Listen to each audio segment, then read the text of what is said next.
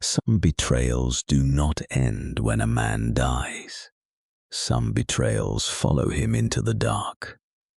And when that man wakes up before the end of the world, the people who killed him should pray he has forgotten their names. In my first life, I died outside the shelter I built with my own hands. The sky was black. Grey ash snow buried the city. Every breath felt like swallowing broken glass.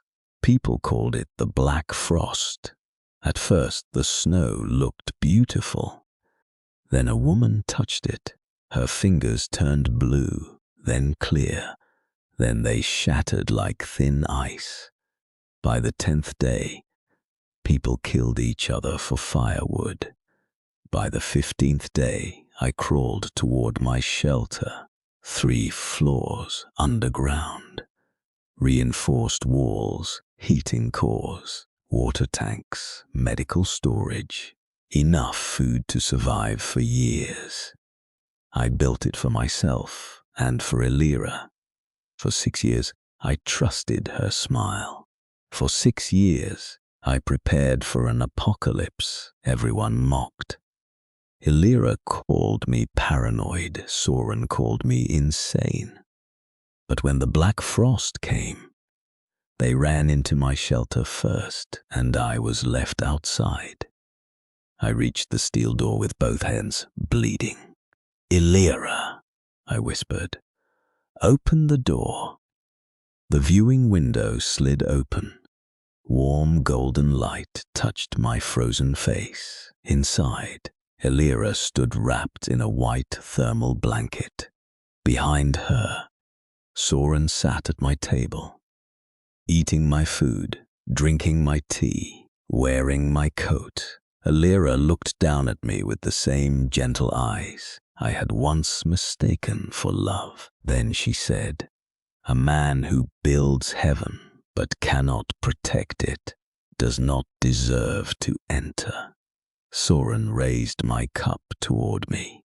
"Thank you for the shelter, brother." Then Elira closed the window. The frost reached my chest. The last thing I saw was my reflection in the steel door. A fool, a builder, a dead man. When I opened my eyes again, I was staring at a cracked apartment ceiling. A rusty fan turned above me, slow normal, alive. Then I saw the calendar, April 2nd. 40 days before the Black Frost, 40 days before Elira and Soren left me outside to die. For a long moment, I could only stare. Then I laughed like a man who had crawled out of his own grave and found a knife waiting beside it. I had returned, and I remembered everything. The omens would come fast. Blue flames, frozen ocean. Then, on the 40th day, the sky would turn black. The ash snow would fall, and civilization would break. I looked down at my left wrist. A black mark appeared beneath my skin. It looked like a small key. Then a cold voice whispered, "Gravecell awakened, dart stored space unlocked." Preservation rule active. Living beings cannot be stored. Thermal decay suspended. In my first life, this ability awakened too late. By then I had almost nothing left to store. A few cans, a broken heater, 2 knives, and the stupid belief that love would save me. This time, love was not part of the plan. I picked up a glass and focused. The glass vanished. I felt it appear somewhere deep inside me. A vast, silent space. Cold, impure waiting. When I summoned it back, it returned untouched. I smiled. 40 days, a storage ability that stopped time, and memories no one else had. This was not a miracle. This was a receipt, and the world owed me payment. First, I removed Elira from every account. Then I cancelled the wedding, sold my apartment, borrowed from every lender I could find, and created a fake company called Winter Glass Media. Purpose: filming an extreme survival documentary.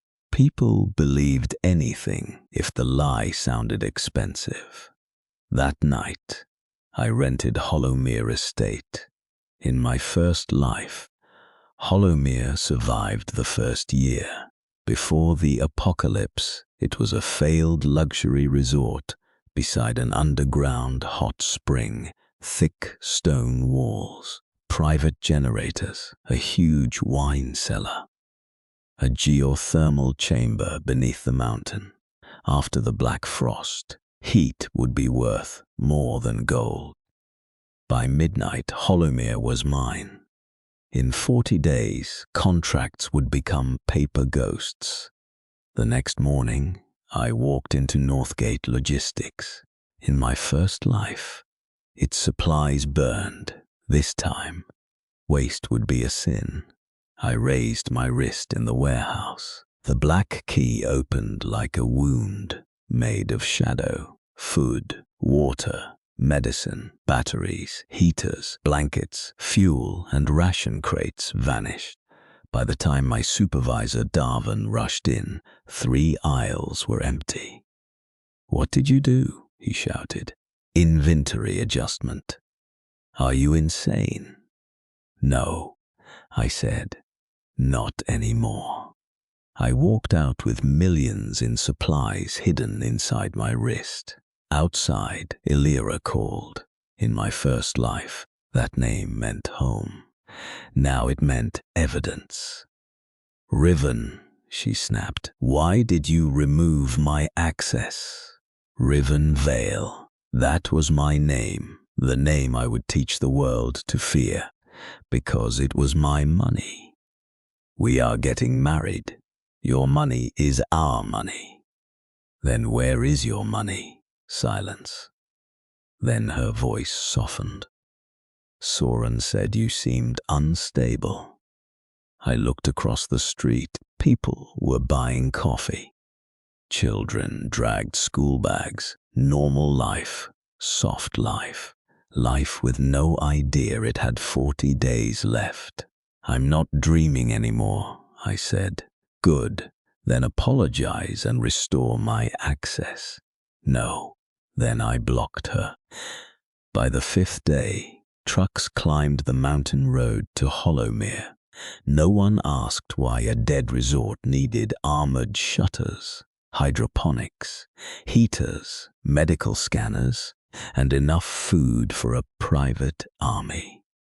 Money made curiosity polite. Cash killed it completely. I sealed the windows, reinforced the gates, installed cameras, and turned the resort into a fortress.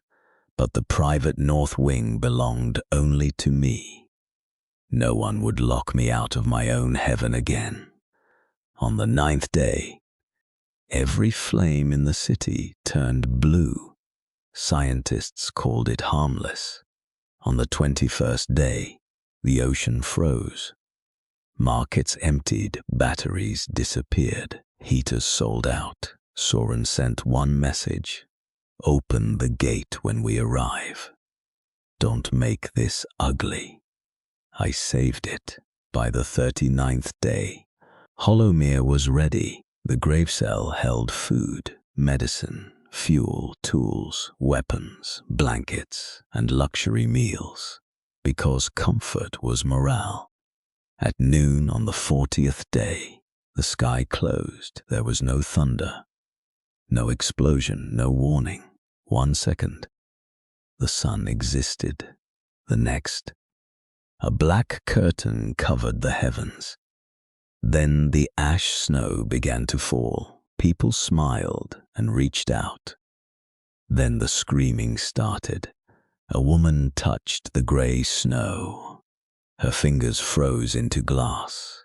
She screamed once, before her arm shattered at the wrist. Emergency alerts flooded every screen. Stay indoors. Avoid exposure. Remain calm. I sat in Holomir's control room with hot stew. I lifted my spoon. Remain calm, I said. Then I ate. By nightfall, the cold was deadly. By the second day, the power grid failed. By the fifth day, people killed for blankets. On the sixth day, Illyra came to Holomir with Soren and 4 others. No proper coats, no real supplies, no shame. Illyra looked into the camera. Her lips were blue. "Riven," she said, "open the gate." Soren stepped forward. "Brother, enough drama. We know you have space." Brother. He always used that word when he wanted something. I pressed the speaker. "There are supply crates beside the lower shed. Move them into storage," they argued. Then cold defeated pride. For hours, they carried crates through the yard. When the last crate was inside, I opened the first gate, not the second. Illyra staggered into the entry chamber.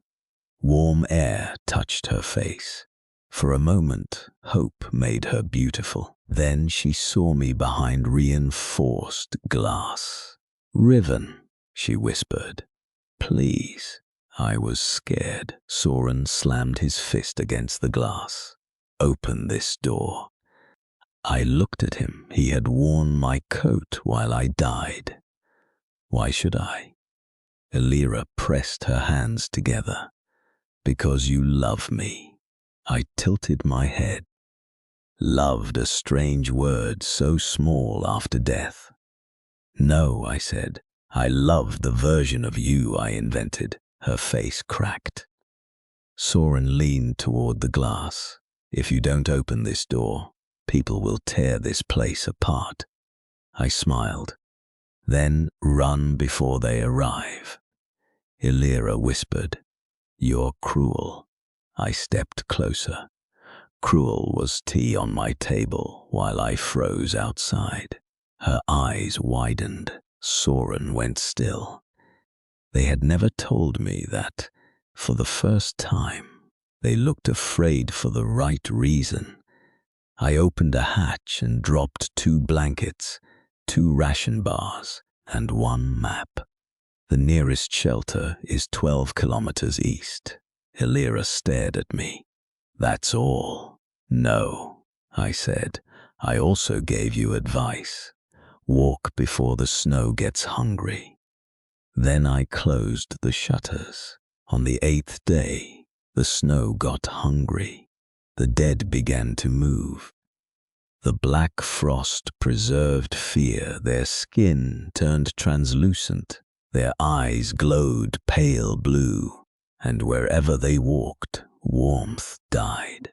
The first frost shade reached Holomir before dawn. It pressed its face to the gate.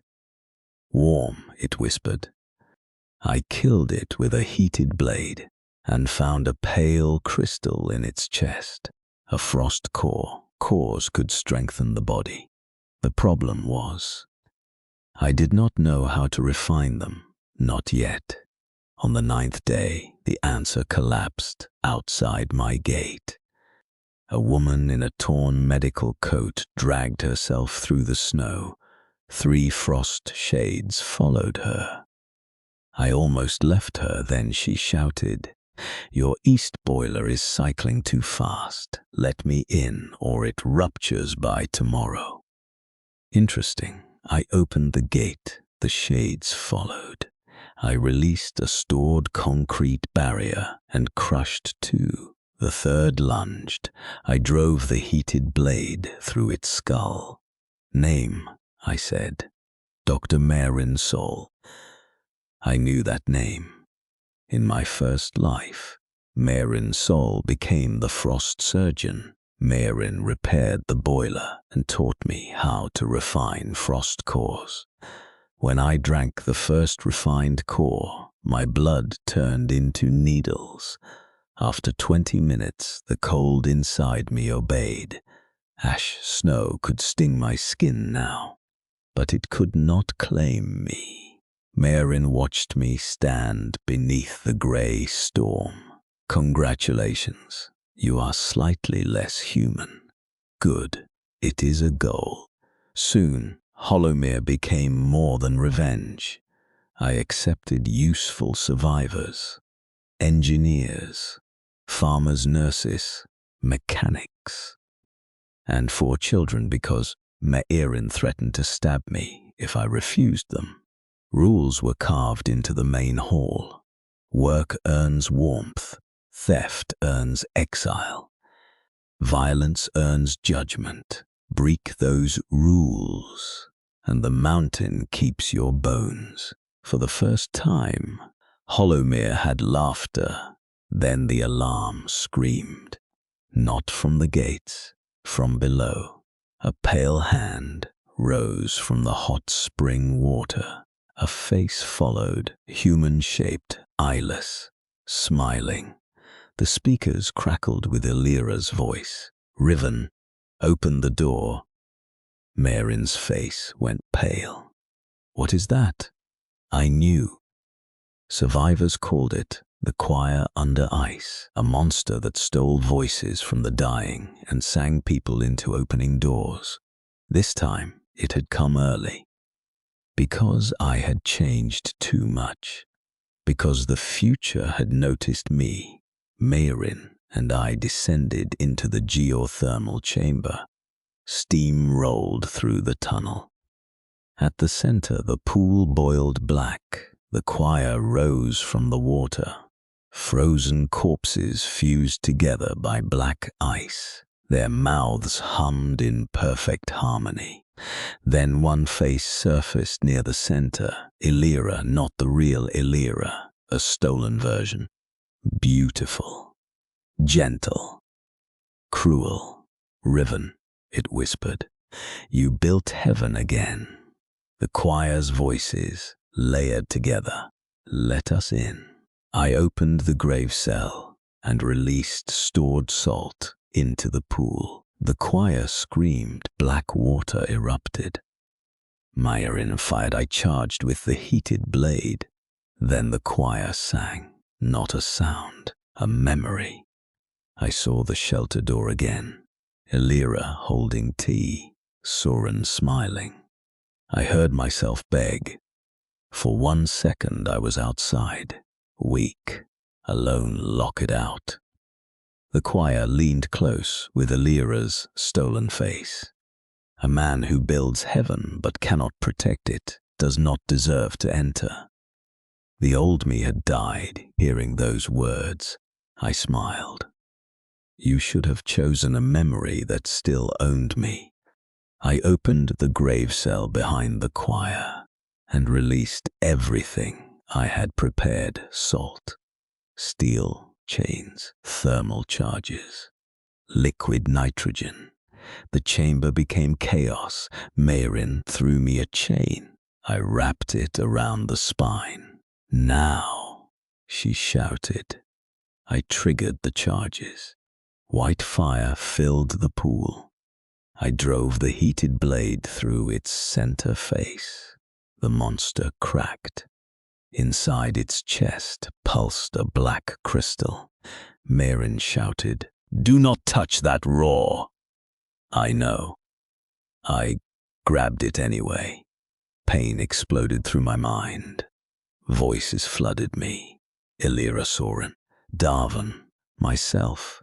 Open the door. Open the door. Open the door. I crushed the crystal against the heated blade. The voices cut off. The choir collapsed into dead water. The next morning, Hollowmere woke to warm lights. Marin found me watching from the balcony. You saved everyone. I saved the shelter. Same thing now. I did not answer, because I was beginning to understand the trap In my first life, I built heaven for the wrong people. In this life, I built it for myself. But somehow, living people had entered anyway. That made them weaknesses. It also made them mine. That evening, two people stumbled up the mountain road, Illyra and Soren. Their pride was gone.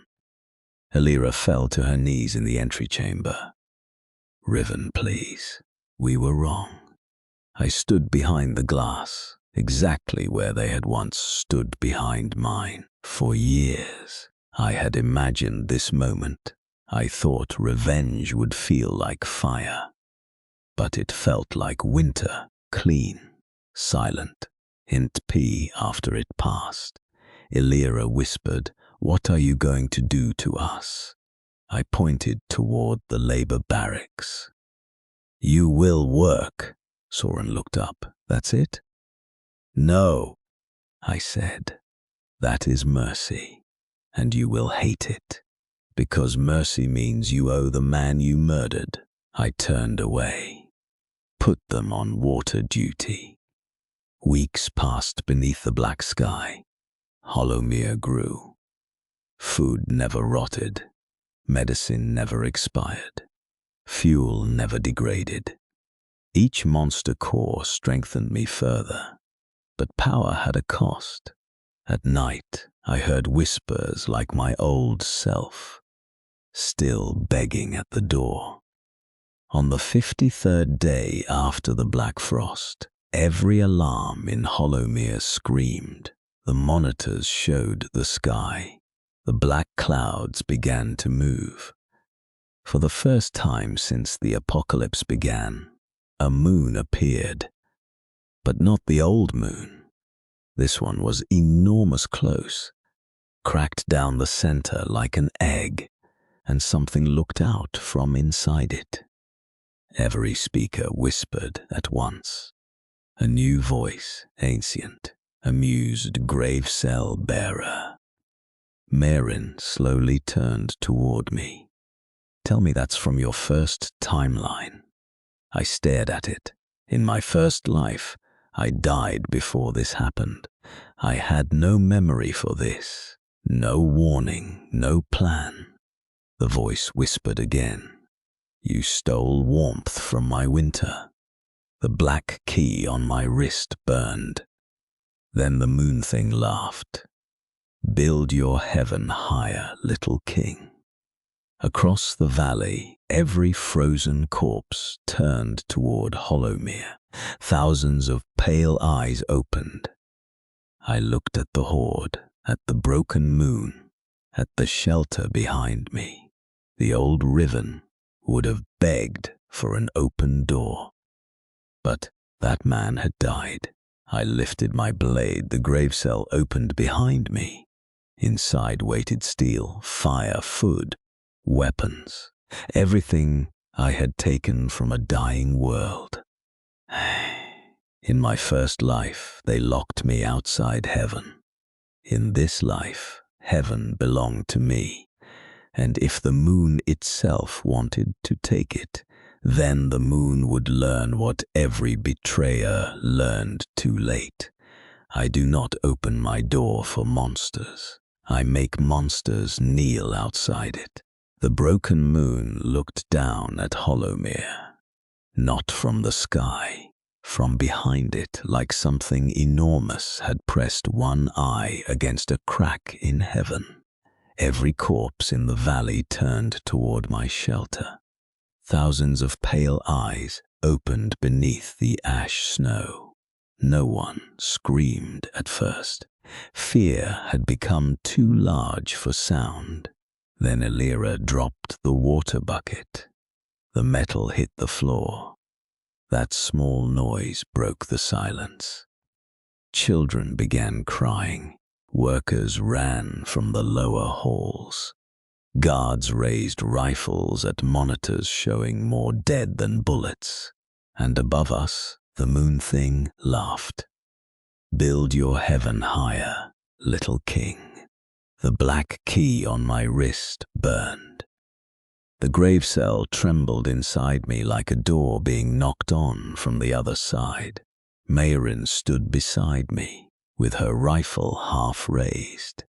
"Riven," she said quietly, "please tell me you remember this." I stared at the broken moon.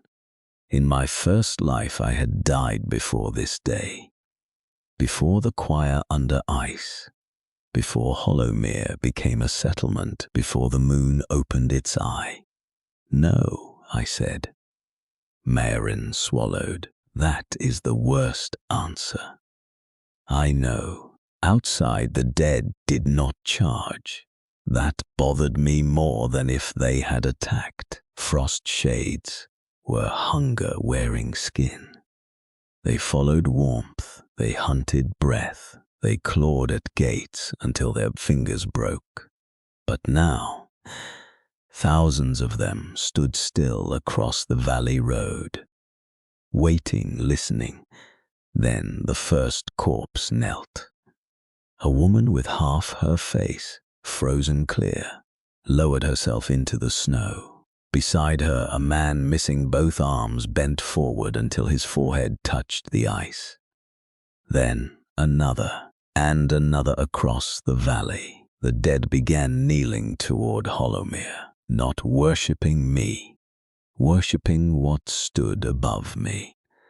"The broken moon," Mayrin whispered. "They're praying." "No," I said. "They're receiving orders." The outer speakers crackled.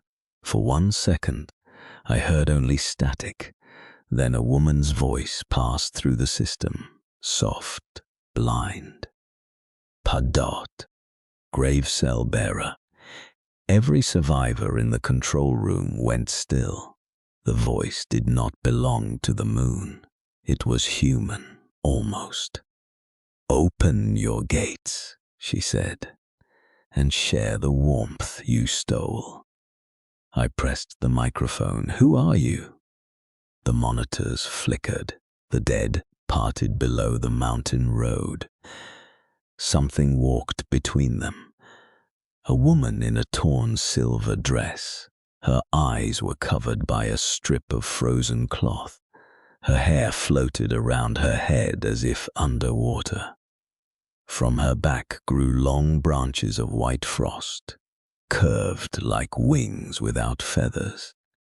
She walked barefoot through ash snow that froze everything else. The dead bowed as she passed. "I am Seraphine," she said, "first apostle of the moon below." Mayrin looked at me. "Moon below. Bad name," I said. "Bad everything." Seraphine stopped before the outer gate. Her blindfolded face tilted toward the camera. "You built a warm heaven above a graveyard, Riven Vale." The room turned colder. She knew my name. "You hoarded food," she said. "You hoarded medicine. You hoarded fire." I leaned toward the microphone. I prepared. "You watched others freeze. I watched traitors freeze." She smiled faintly. "The dead disagree." The corpses behind her raised their heads. All at once they spoke, not with one voice, with hundreds. "Open the door, share the warmth. Let us in, let us in, let us in." A child in the control room covered his ears and sobbed. Mayrin turned to the guards. "Get the children away from the speakers." The voices continued. Some were strangers, some were people from the city.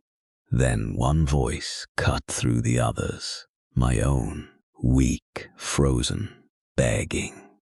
"Illyra, open the door." My grip tightened around the microphone until the casing cracked. Seraphine smiled. "The moon remembers every closed door," I said. "Then it should remember what happened to the last thing that used my voice." Seraphine raised one hand. The kneeling dead began to move, not forward.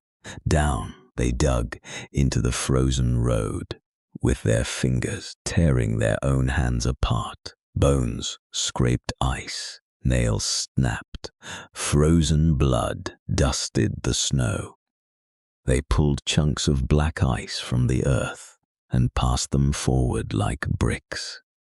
Marin's face hardened. They're building something. I switched camera angles. Below the slope, the dead were forming a path, a road of ice and bodies, straight toward Hollowmere. Not a charge, a siege. Wall teams, I ordered. Outer guns ready. Heat cannons loaded. No one fires until I say. A young guard named Evan stared at me. There are thousands. There are always numbers, I said. That's why we built walls. The first hour passed with the sound of scraping. The second hour passed with the sound of prayer. The third hour passed with the sound of dead hands breaking. By dusk, the road had reached the lower gate. Seraphine stood at its front, untouched, her blind face lifted. Last offer, little king. Open, share warmth. Kneel, and the moon will let your people sleep. I pressed the speaker. My people are already warm. Not all your people. The camera shifted without my command. One of the inner feeds opened. The labor barracks. Illyra stood beside the water filters, pale and silent. Soren sat nearby with a shovel across his knees. Both looked up as Seraphine's voice entered their room. Illyra Voss, the apostle said, you know the pain of a locked door. Illyra froze. Soren slowly stood. You stood behind one, Seraphine whispered. Now you live because the man you murdered showed mercy. Illyra's face broke. I cut the feed, but the damage was done. Marin looked at me. She's not just attacking walls. She's attacking guilt. And yours. I turned back to the monitors. She can try. At midnight. Seraphine gave her answer. She touched the gate. The steel did not freeze. It sang. A thin white crack spread across the outer lock. Then the dead rushed forward. The valley erupted. Heat cannons roared from the walls. White fire swept across the ice road. The first ranks of frost shades vaporized into steam. Rifles cracked, bolts fired. Stored stones dropped from the grave cell and crushed the road below. For a moment we were winning, then Seraphine opened her mouth. No sound came out, but every survivor in Hollowmere heard a voice they loved. Mothers, brothers, dead wives, lost children. The gates of memory opened, and people began lowering their weapons. One guard whispered, "Dad." Another dropped to his knees. A nurse reached toward the window, crying. I felt it too. Not Illyra, not Soren. A woman's voice from childhood. My mother, Riven. She whispered, "You're so cold." My body stopped. I had not heard her voice in 20 years. The memory was not even clear anymore, but the apostle had found the shape of the wound. "Rest," my mother's voice said. "Open the door." My hand moved toward the gate controls. Then Marin slapped me hard. The sound cracked through the control room. I turned slowly. She held up her other hand. "Do you need the second one?" My jaw ached. The voice faded. I stared at the gate controls, then at Marin. "Thank you." You can thank me by not ending civilization with nostalgia. I opened the grave cell. The choir core pulsed inside me. I had taken its remains, not fully refined, not safe. Useful things rarely were. I let a thread of its stolen voice pass through my throat. When I spoke, Holomere heard me from every speaker. Not loud, deep, lop-teed, commanding, wake up. The survivors flinched. The false voices shattered. People gasped as if pulled from icy water. Seraphine's face tilted. "Oh," she said, "you kept a piece of the choir." I tasted blood. Every use let something listen back. But the wall teams recovered. The heat cannons fired again. The dead burned. Still, Seraphine walked forward. Bullets struck her. They froze before touching skin. Fire washed over her dress. It turned blue and died. She reached the first gate. I left the control room. Marin followed immediately. No. Yes. That was not a discussion. It never is. You are bleeding from your mouth, only inside. That is worse, Riven. We descended to the outer kill hall. Steel doors closed behind us, one by one. Beyond the final gate, Seraphine waited. The temperature dropped enough to frost my eyelashes. I drew my heated blade. Marin checked her rifle. The gate opened. Seraphine stood 10 steps away. Up close, I saw her blindfold was not cloth. It was frozen skin grown over her eyes. She smiled. "You smell like a stolen door," I said. "You smell like a failed sermon." Marin muttered. "Good. Antagonize the moon priestess." Seraphine raised her hand. 3 frost shades behind her split open. Their ribs unfolded like cages. Inside their chests burned small silver sparks. Moon-touched cores, new type, dangerous, valuable. I stepped forward. Seraphine moved first. She did not run. She vanished into snowfall. My instinct screamed. I vault-dropped a steel plate from the grave cell beside me. Her hand struck it, a heartbeat later. The steel turned white and cracked. Marin fired. Seraphine bent around the bullet like smoke. The frost branches on her back stretched into spears. One scraped my shoulder. My coat froze solid.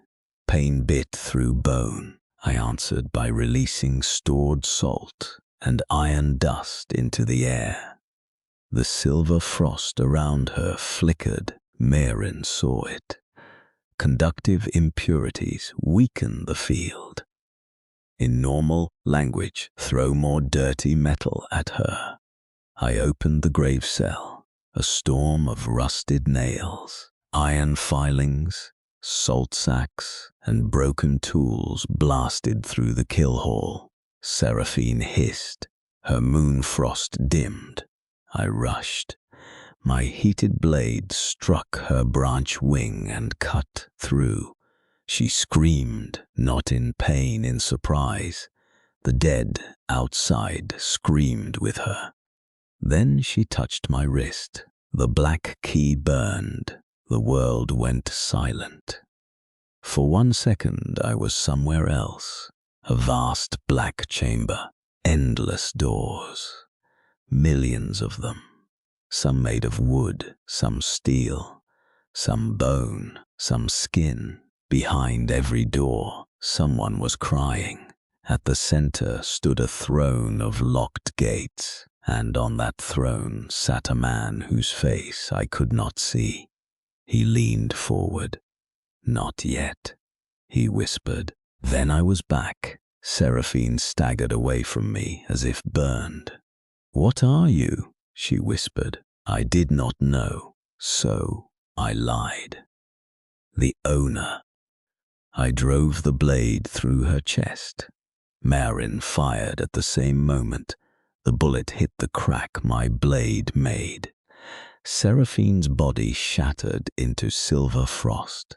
The dead outside froze. Then every corpse collapsed at once. For a moment, Holomere was silent. Then something small rolled across the kill hall floor, a silver heart core. Inside it, a tiny white eye blinked. Marin stepped forward. "Do not touch that." I was not going to. She looked at me. "Your hand was literally moving." I was considering touching it. "That is worse." We placed the core inside 3 layers of glass, salt, and heated copper. It still watched me. By morning, the valley was buried in motionless corpses. The ice road remained, half built toward our gate, a warning or a bridge. Survivors gathered in the main hall. Some looked at me with fear, some with gratitude, some with something worse, faith. I hated that most.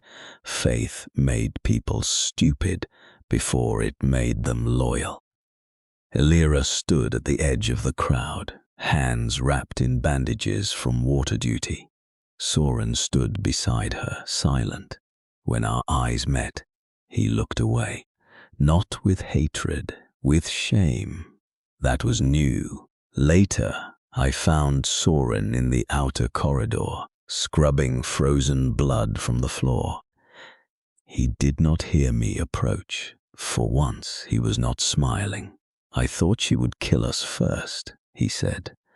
"Seraphine, Elira." That made me pause. Soren kept scrubbing. "When you left us outside, I hated you. When you let us work, I hated you more.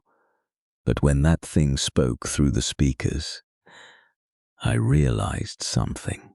He looked up. "We did not steal your shelter because we were scared. We stole it because we believed you would forgive us eventually." The old anger moved inside me. Quiet, heavy. "And now?" Soren lowered his eyes. "Now I know mercy is not forgiveness." I studied him for a moment. "Good. Then learn the difference before you ask for either."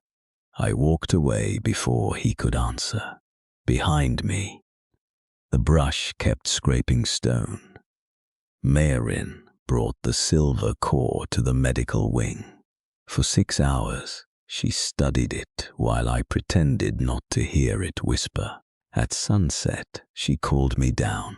The core floated in a copper bowl, spinning slowly. "What did you find?" I asked. Marin did not smile. "Bad news or worse news?" "Worse first. This core contains memory." "Whose?" She looked at me. "Yours." The air tightened. "That is impossible. Many things are. They keep happening." She activated a small projector connected to the core.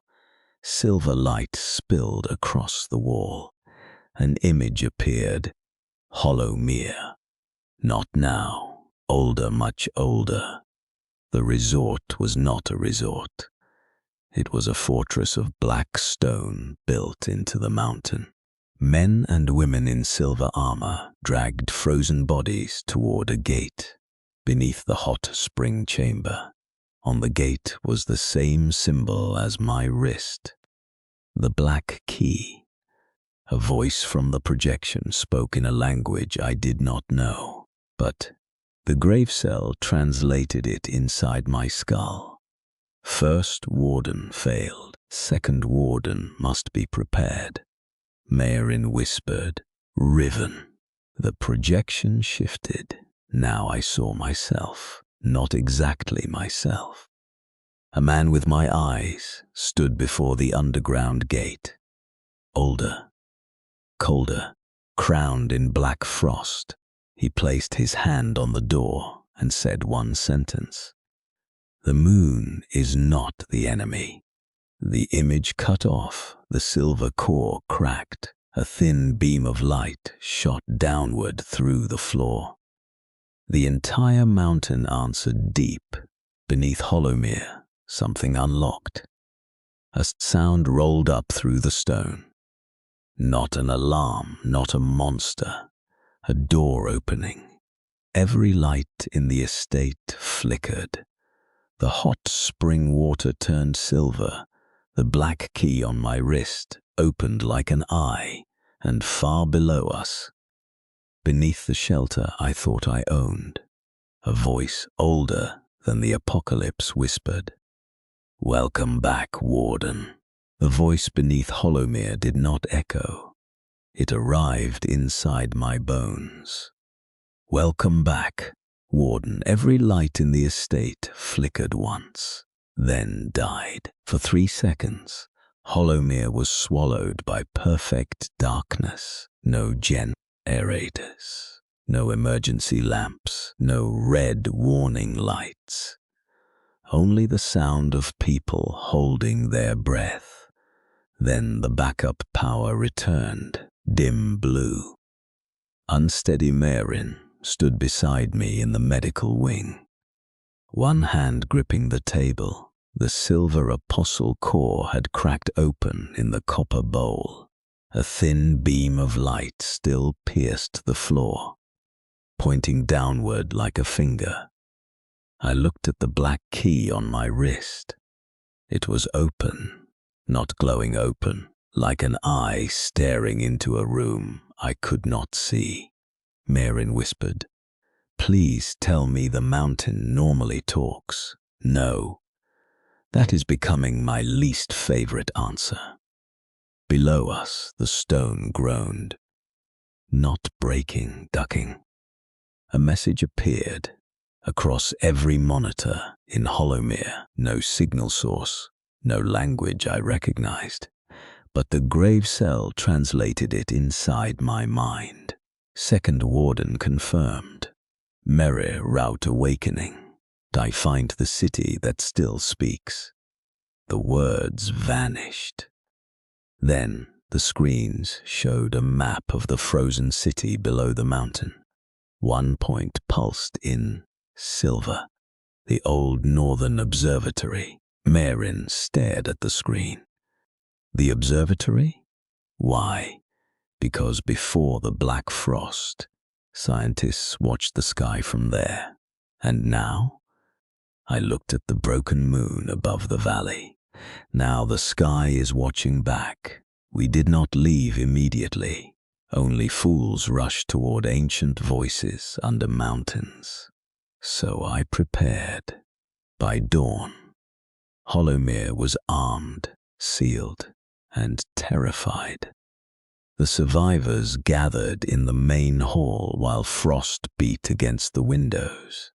I stood above them on the balcony. "The mountain has opened something beneath us," I said. That earned exactly the silence I expected. "The broken moon knows where we are. The dead know where we are. And now something under Hollowmere knows me." A guard cursed softly. Illyra stood near the water crew, pale and thin. Soren stood beside her, eyes lowered. "I am going to the observatory for answers.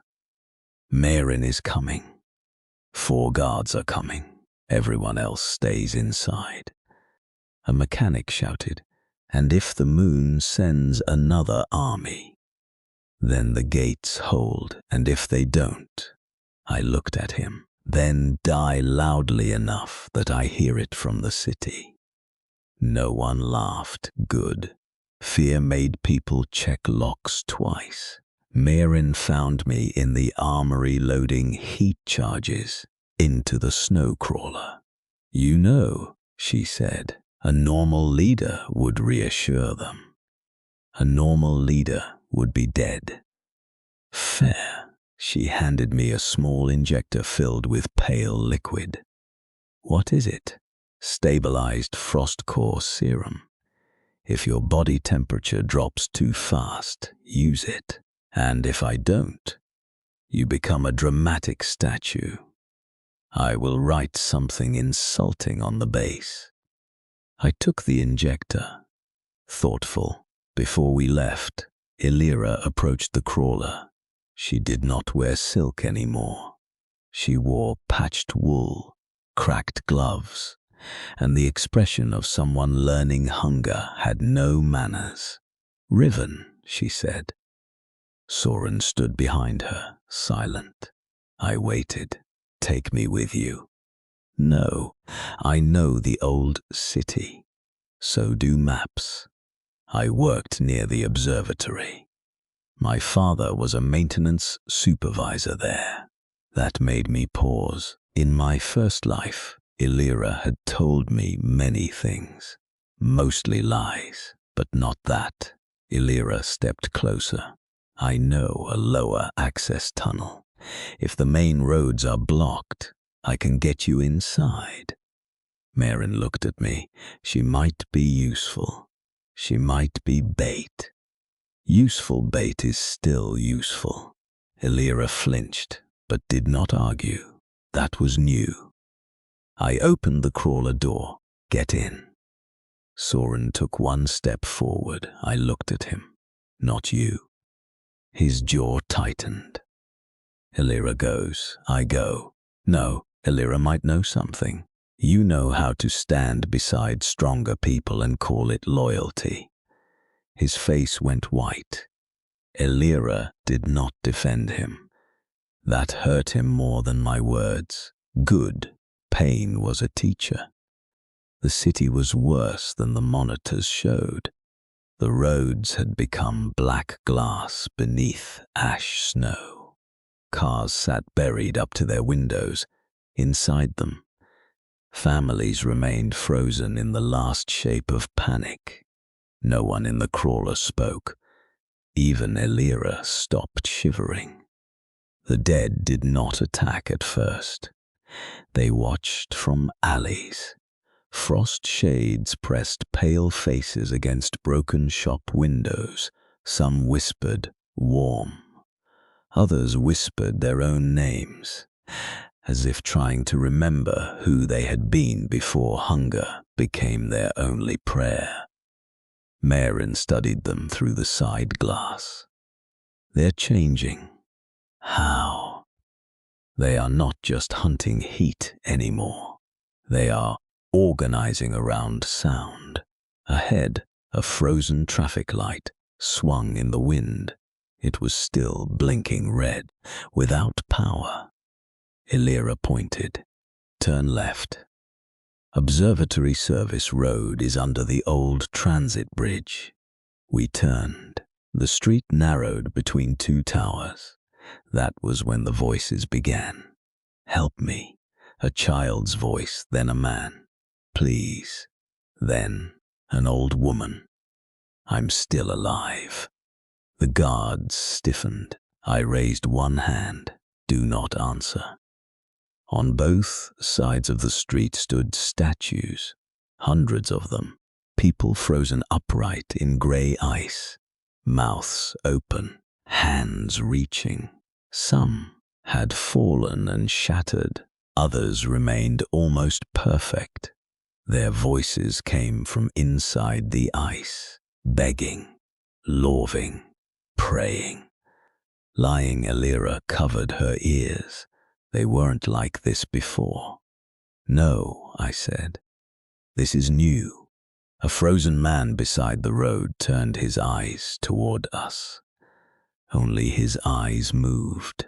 "Trade," he whispered. The crawler stopped, not because I ordered it, because the road ahead was blocked by a gate made from frozen bodies. Behind it, lanterns burned with blue flame. People stepped from the ruins.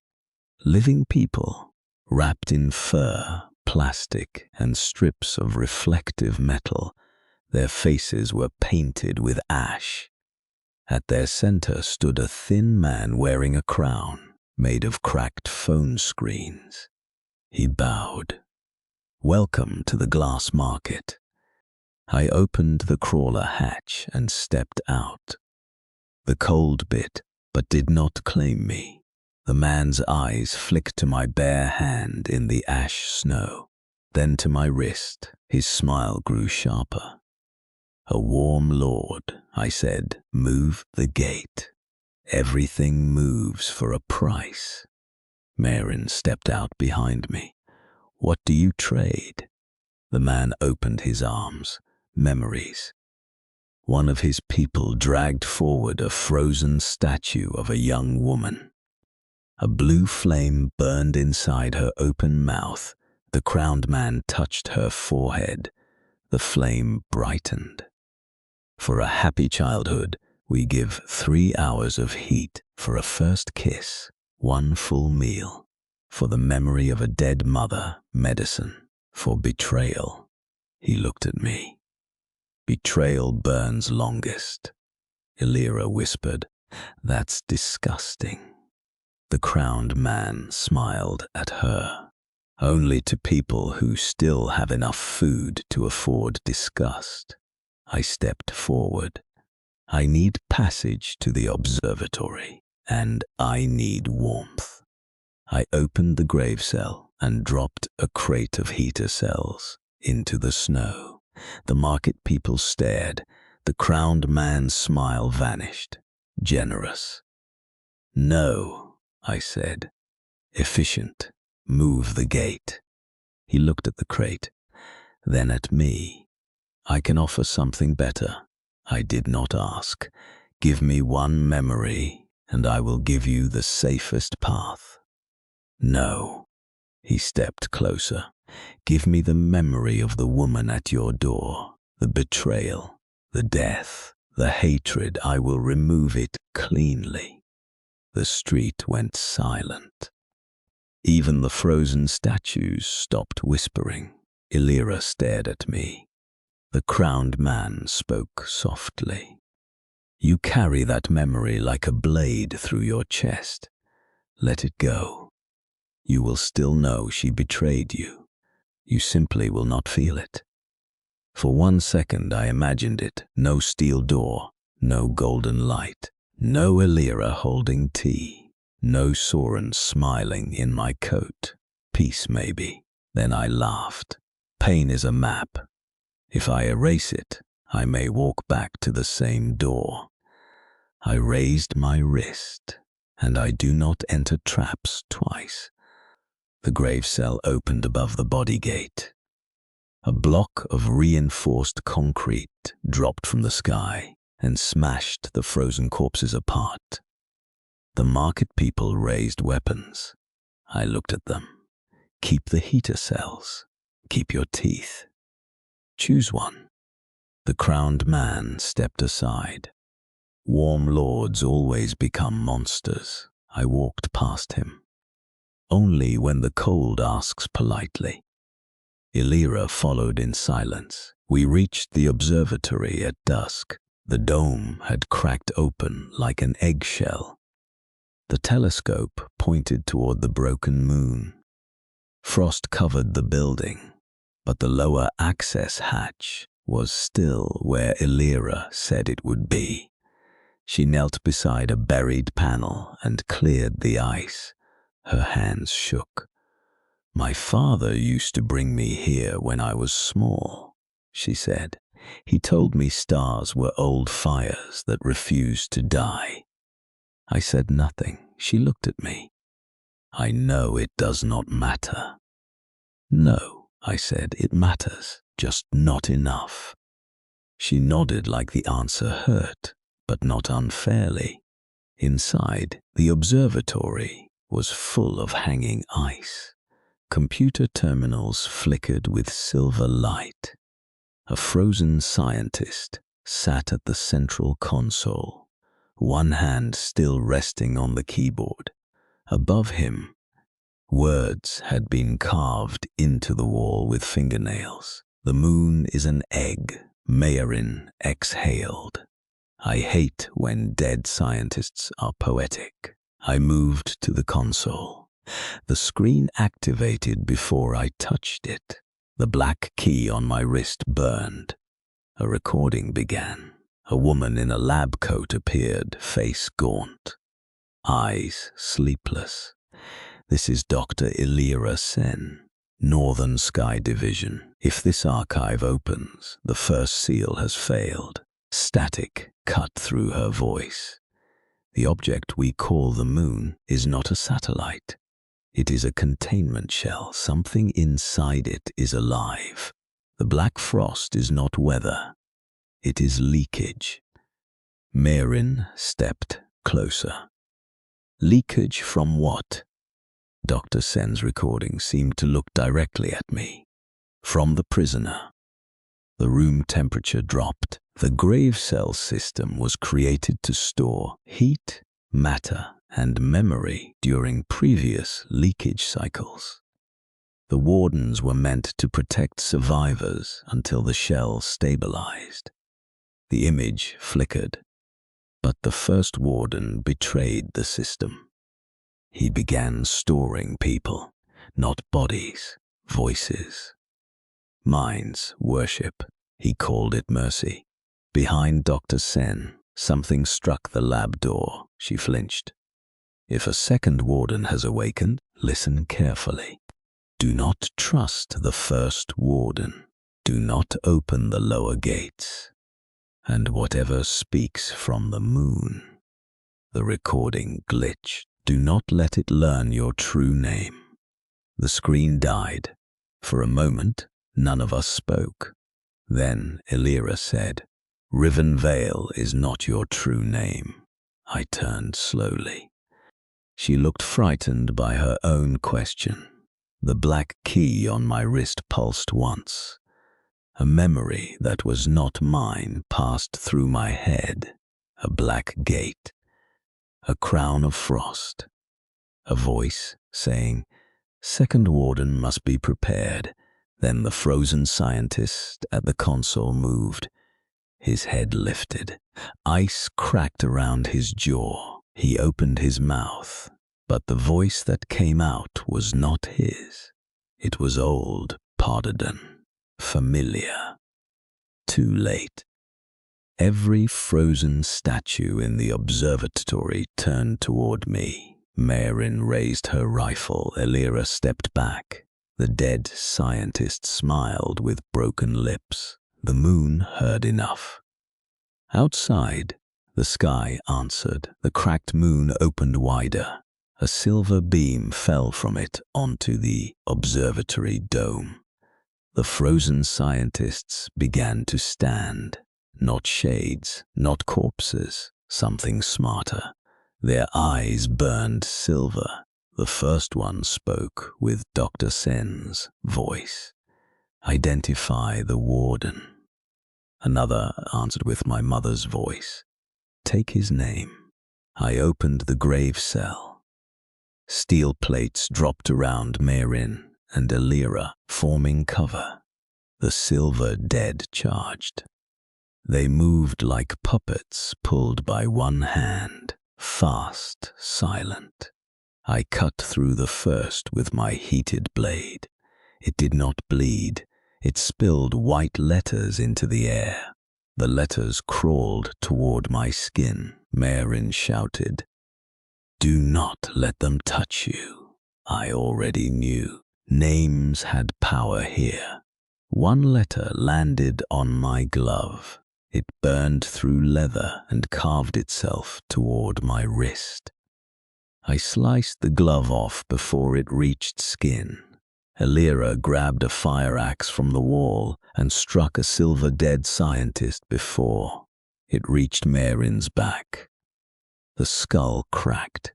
She stared at what she had done, then struck again. Good fear had finally found a job. The fight pushed us into the telescope chamber. Above us, the broken dome exposed the moon. The silver beam brightened. The dead spoke in unison. "Give us the true name." The black key burned so hot, I nearly dropped my blade. Then the grave cell opened by itself, not above me, inside me. For 1 second, I saw the endless black chamber. Millions of doors, millions of voices. And at the center, the throne of locked gates. The shadowed man on the throne raised his head. I still could not see his face, but I saw his smile. "Say your name," he whispered. "Rule them." I clenched my teeth. No. I slammed my blade into the observatory floor. Then I opened the grave cell outward and released every stored mirror, glass panel, and polished steel sheet I had taken from Hollowmere's renovations. They exploded into the air around the telescope chamber. The silver beam hit 1,000 reflections at once. Light fractured, the dead screamed. Marin understood immediately. "Redirect it into the telescope." She and Elira shoved the main controls. The old machine groaned. I forced the mirrors into place with the grave cell. The moonbeam bent once, twice. Then it shot upward through the telescope and back into the crack in the moon. For the first time, the thing above the sky screamed. Not in air. In every frozen voice across the city. The silver dead collapsed. The observatory went dark. I fell to one knee. Blood ran from my nose. Marin rushed to me. "Riven, I'm alive." That is a minimum standard, not a diagnosis. Elira stood beneath the broken dome, breathing hard, axe still in hand. For once, she did not look like the woman behind the shelter door. She looked like someone trying to become different. I did not forgive her, but I noticed the central console flickered one last time. A new file opened, not from Dr. Sen, from Hollowmere. From beneath the mountain, coordinates appeared. Then a title, First Warden Tomb, Myron. Myron read it aloud. No, the screen changed. A countdown began. 72 hours below it, one sentence appeared. If the second warden does not descend, the first will ascend. The observatory shook. Far away, beneath Hollowmere, something answered with a roar deep enough to move the mountain. I stood slowly. The moon had tried to steal my name. The first warden was waking, and Hollowmere sat on top of his tomb. I looked toward the Black Mountain Road. In my first life, I died begging outside a locked door. In this life, every door in the world seemed to know my hand. But the next one was different. It was not keeping me out. It was waiting for me to open it. The countdown began in the observatory, 72 hours. If the second warden does not descend, the first will ascend. The words burned across the cracked monitor, while the broken moon watched through the shattered dome. I stood in the silver light, blood drying beneath my nose. Marin stood beside me. Elira stood behind us, with a fire axe in both hands, breathing like someone who had just learned fear could be useful.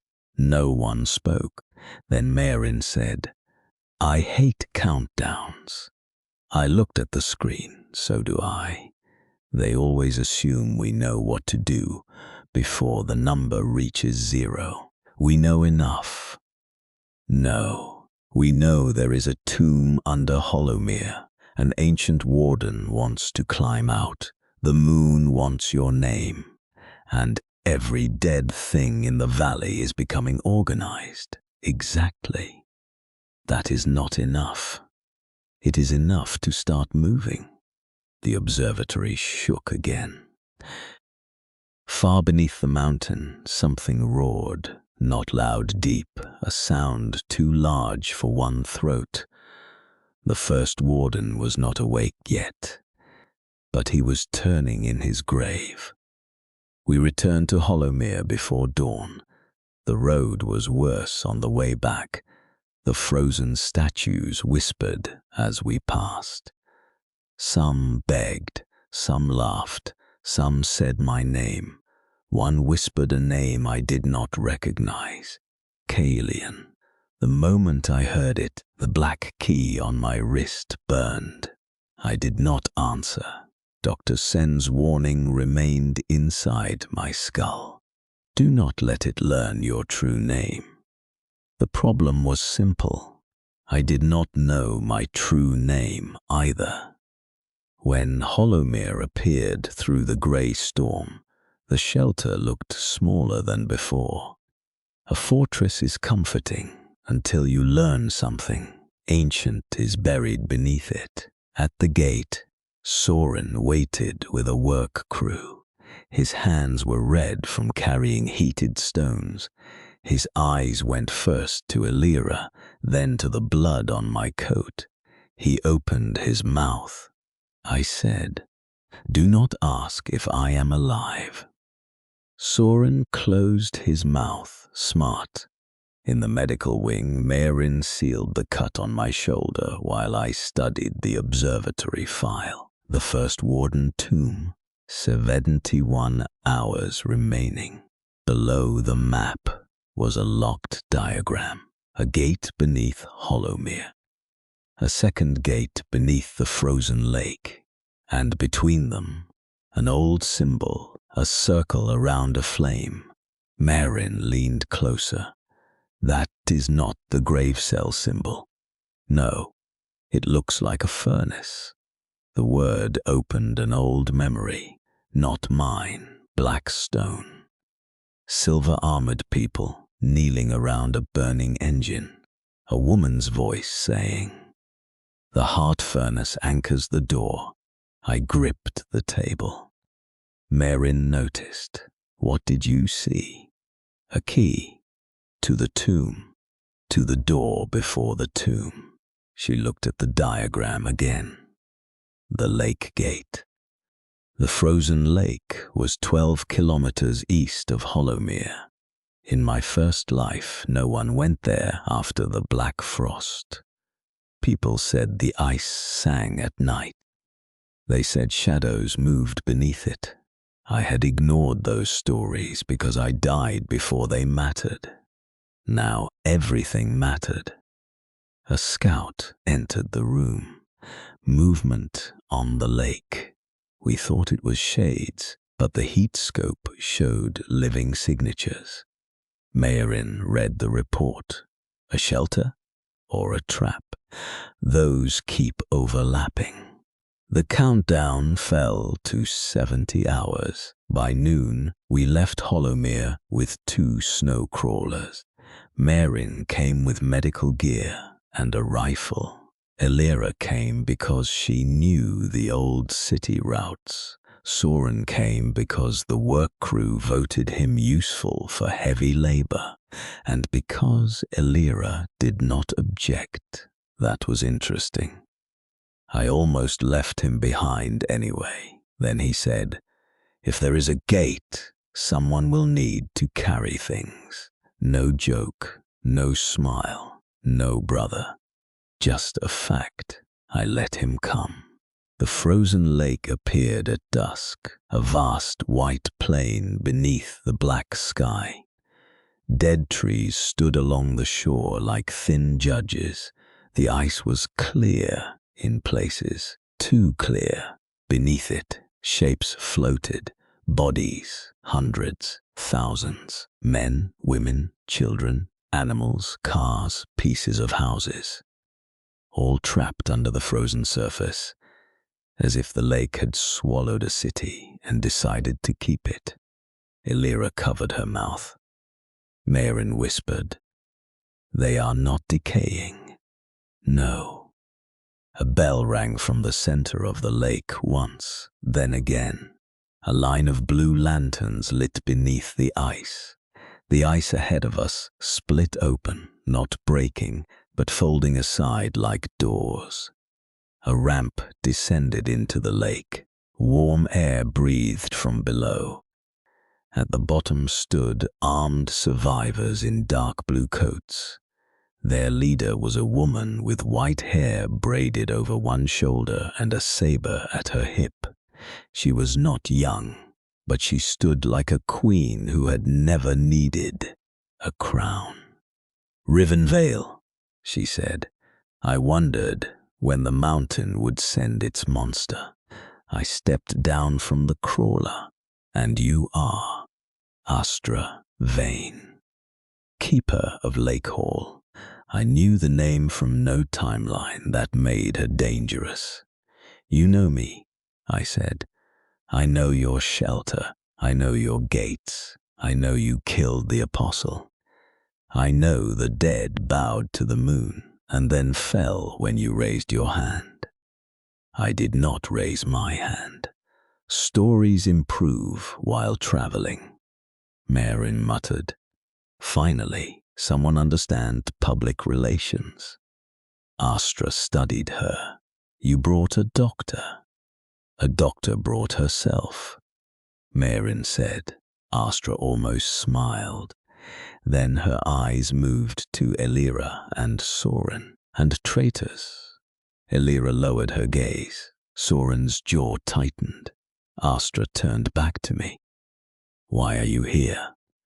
"I need the heart furnace." The guards raised their weapons. Astra did not move. For the first time, her expression changed. "Who told you that name?" "The mountain. That is a poor source of wisdom." "It is still talking." Astra looked toward Hollowmere, hidden beyond the storm.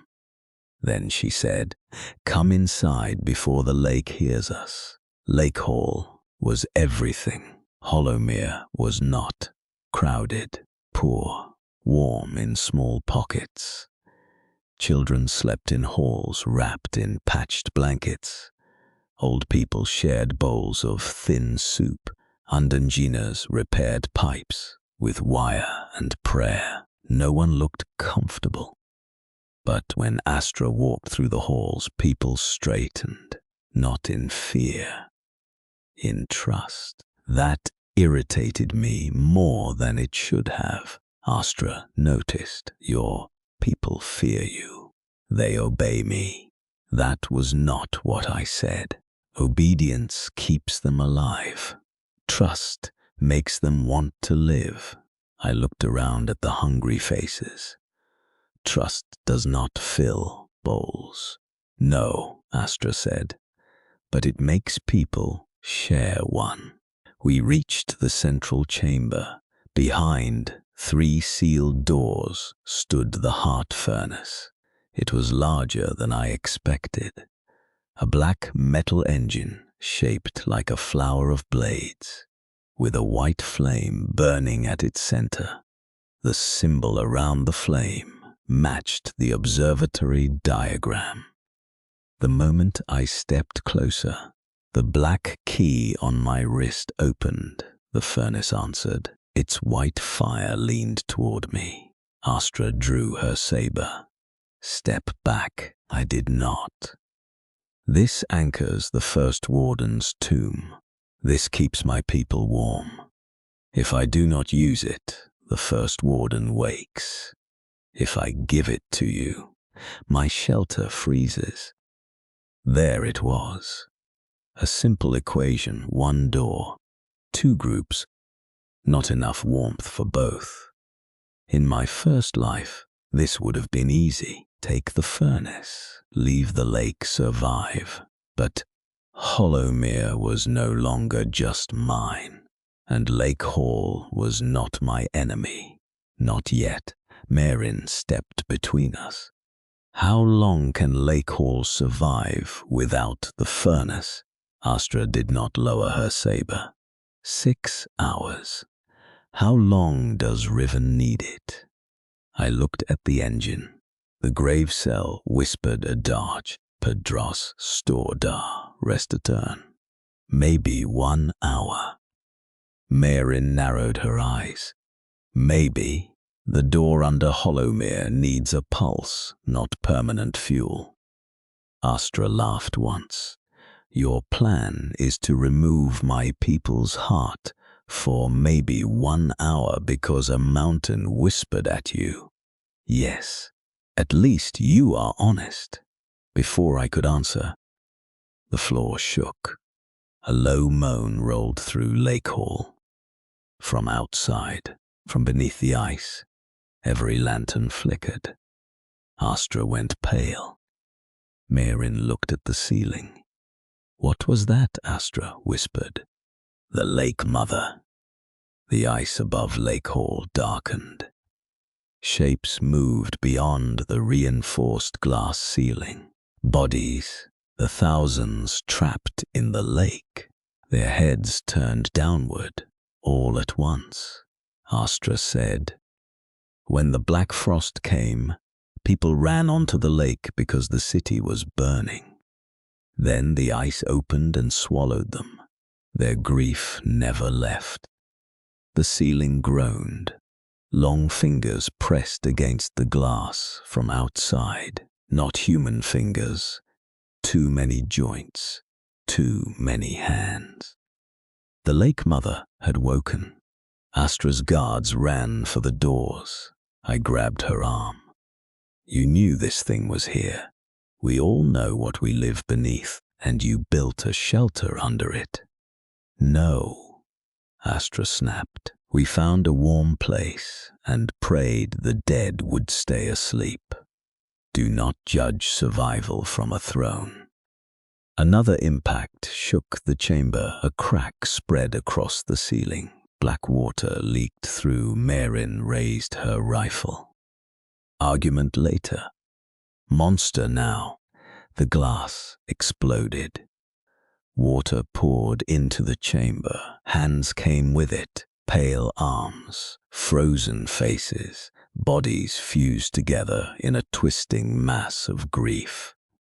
The Lake Mother did not have one head. It had hundreds. Every face wore the expression it had died with. Terror, anger, desperation. Astra shouted for evacuation. I opened the grave cell and dropped steel plates across the flood path. They held for 3 seconds. Then the Lake Mother tore through them. Her voices filled the chamber. Warm. Child. Mine. She reached for the heart furnace. Not us. The flame. If she consumed it, both shelters would die. I released salt into the flood water. The mother screamed. Marin fired into the faces. Astra moved like a blade given human form, cutting frozen hands before they reached her people. Soren grabbed 2 children and dragged them behind a pipe wall. Ilara pulled a fallen nurse away from the black water. Good, everyone had found a job. The Lake Mother surged forward. I stepped into her path. The frost core burned in my blood. The choir shard whispered in my skull. Too many powers, too many doors. I raised my wrist. Look at me. The mother did. Hundreds of faces turned, hundreds of mouths opened, and I heard every mother who had died holding a child under the ice. The grief hit harder than any blade. For one moment, I could not breathe. These were not monsters first. They had been people first. That made killing them heavier, but not optional. I cannot give you warmth, I said, but I can give you silence. I opened the grave cell above the heart furnace and released every mirror plate I had stored after the observatory. White flame reflected across the chamber. Astra understood. She struck a lever near the engine. The furnace opened. Its fire unfolded like wings. Marin shouted, "Riven, if that light hits you directly." "It won't." I lied. The white flame struck the mirrors. I forced them into a circle around the lake mother. The fire reflected inward. Agin, Agin. A cage of heat. The mother screamed. Faces melted into steam. Hands shattered. The flood water boiled. Then the central mass opened, revealing a dark blue core shaped like a frozen heart. I lunged. The mother grabbed me. Dozens of hands closed around my arms, my throat, my coat. Voices whispered in my ears, "Stay, sleep, be ours." The grave cell opened by itself. Inside the endless black chamber, a door made of lake ice appeared. Behind it, thousands cried. The shadow on the throne whispered, "Store them." I understood the temptation. One command: take every grieving voice into myself. Save the shelter. Gain power. Become less human. I smiled through the pain. No. I drove my heated blade into the lake heart. Then I opened the grave cell, not to store the voices, but to store the water around them. The black flood vanished. For half a second, the mother had no body, only exposed grief. Astra moved. Her saber cut through the core. Marin fired. The lake heart shattered. The chamber went silent. Then, the trapped bodies above the glass ceiling stopped moving. One by one, their faces softened.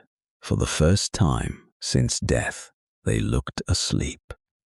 I released the stored water outside the shelter, where it froze harmlessly over the lake. Astra stood in the wreckage, soaked and breathing hard. Her people stared at me, not with fear this time, not trust either. Something between. Astra lowered her saber. "You could have taken them." "Yes, why didn't you?" I looked at the heart furnace. "Because I am not the first warden." The words felt true. That worried me. Astra watched me for a long moment. Then she turned to her engineers. "Prepare the furnace transfer." Her guards protested. She silenced them with one look. "Lake Hall lives because Hollowmere's monster chose not to become worse. We will return the favor." The transfer took 2 hours. Astra did not give me the heart furnace. She gave me its pulse, a white flame sealed inside a black iron lantern. 1 hour, she said. Then it returns to us, or Lake Hall dies. I know. If you betray us, I will come for your shelter myself. I took the lantern. If I betray you, you will not have to. For the first time, Astra smiled. Small, tired, real. As we left Lake Hall, Illyra walked beside me. "You could have taken the furnace," she said. "Yes. Old you would have." I looked at her. "The old me died outside a door." "That is not an answer. It is the only one you get." She nodded. Behind us, Soren helped carry wounded children from the flooded lower hall. He did not look at me. He did not ask for praise. That, too, was new. We reached Hollowmere with 46 hours left. The mountain was waiting. Every light inside the estate turned white as we entered. The black key on my wrist opened fully. The iron lantern in my hand burned brighter. Deep below the geothermal chamber, the sealed gate woke. Stone doors older than history began to move. Marin stood beside me at the stairwell. Astra had come with us, refusing to let her furnace pulse leave her sight. Illyra and Soren remained behind, staring down into the dark. From below came the same ancient voice, older than the moon, older than the snow. Second Warden. The stairs lit one by one, downward. Into the tomb, the voice continued. You brought the heart. I tightened my grip on the lantern. The shadow from my visions whispered through the open gate. Now bring me your mercy. I looked into the darkness beneath Hollowmere. In my first life, I died because a door would not open. In this life, every door opened too easily, and I was beginning to understand why. Some doors were not locked to keep people out. Some were locked because the thing inside wanted to be found. The stairs beneath Hollowmere opened one by one. White light crawled down into the mountain. Not warm light, not safe light. It looked like moonlight trapped inside old bones. I stood at the top of the stairwell with the heart furnace lantern in my hand. The black key on my wrist was fully open. Marin stood on my right, rifle loaded. Astra Vane stood on my left, one hand on her saber, eyes fixed on the lantern, like she was watching her own heart leave her body. Behind us, Illyra and Soren waited with the guards. No one wanted to breathe too loudly. From below, the ancient voice whispered again. Second Warden. The sound moved through the stone. You brought the heart. I tightened my grip on the lantern, and you asked for mercy. The darkness below laughed. It sounded tired. Mercy is what weak men call a locked door. Marin looked at me. I already dislike him. Stand in line. We descended. The stairs went deeper than Hollowmere should have allowed. Past the geothermal chamber, past the old service tunnels, past stone that no builder in this age had touched. The walls changed from concrete to black rock, then from black rock to metal, older than rust. Names were carved into the walls, thousands of them, some human, some not. Some changed shape when I looked at them. Astra brushed her fingers over one carving and pulled back as if burned. What is this place? The grave cell answered before I could. A Kyrie corridor, failed shelters, failed wardens, failed worlds. Marin heard only my silence. Riven, graveyard, I said. Of what? Attempts. At the bottom of the stairs stood a gate. It was not large. That made it worse. A huge gate promises power. A small gate promises intimacy. This one was made of black iron, shaped like a shelter door.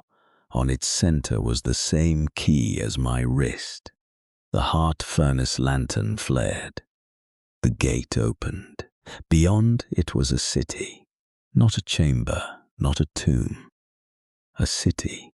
Black towers rose beneath the mountain, their windows glowing with pale blue fire. Streets curved around frozen fountains. Bridges crossed empty darkness. And everywhere behind glass walls and crystal cells, People stood perfectly still. Men, women, children, soldiers, doctors, kings, beggars, all preserved upright, eyes closed, mouths slightly open. A city of bodies that had forgotten how to die. Maren whispered, "What did he do?" A figure waited at the center of the road. Tall, thin, draped in a coat of black frost, his face was hidden behind a smooth iron mask. But I already knew him, the shadow from my visions, the man on the throne of locked gates, the first warden. He spread his arms. "Welcome to the place every survivor begs to enter." I raised my blade. "Name." The mask tilted. I had one. Then I gave it away so the moon could never take it.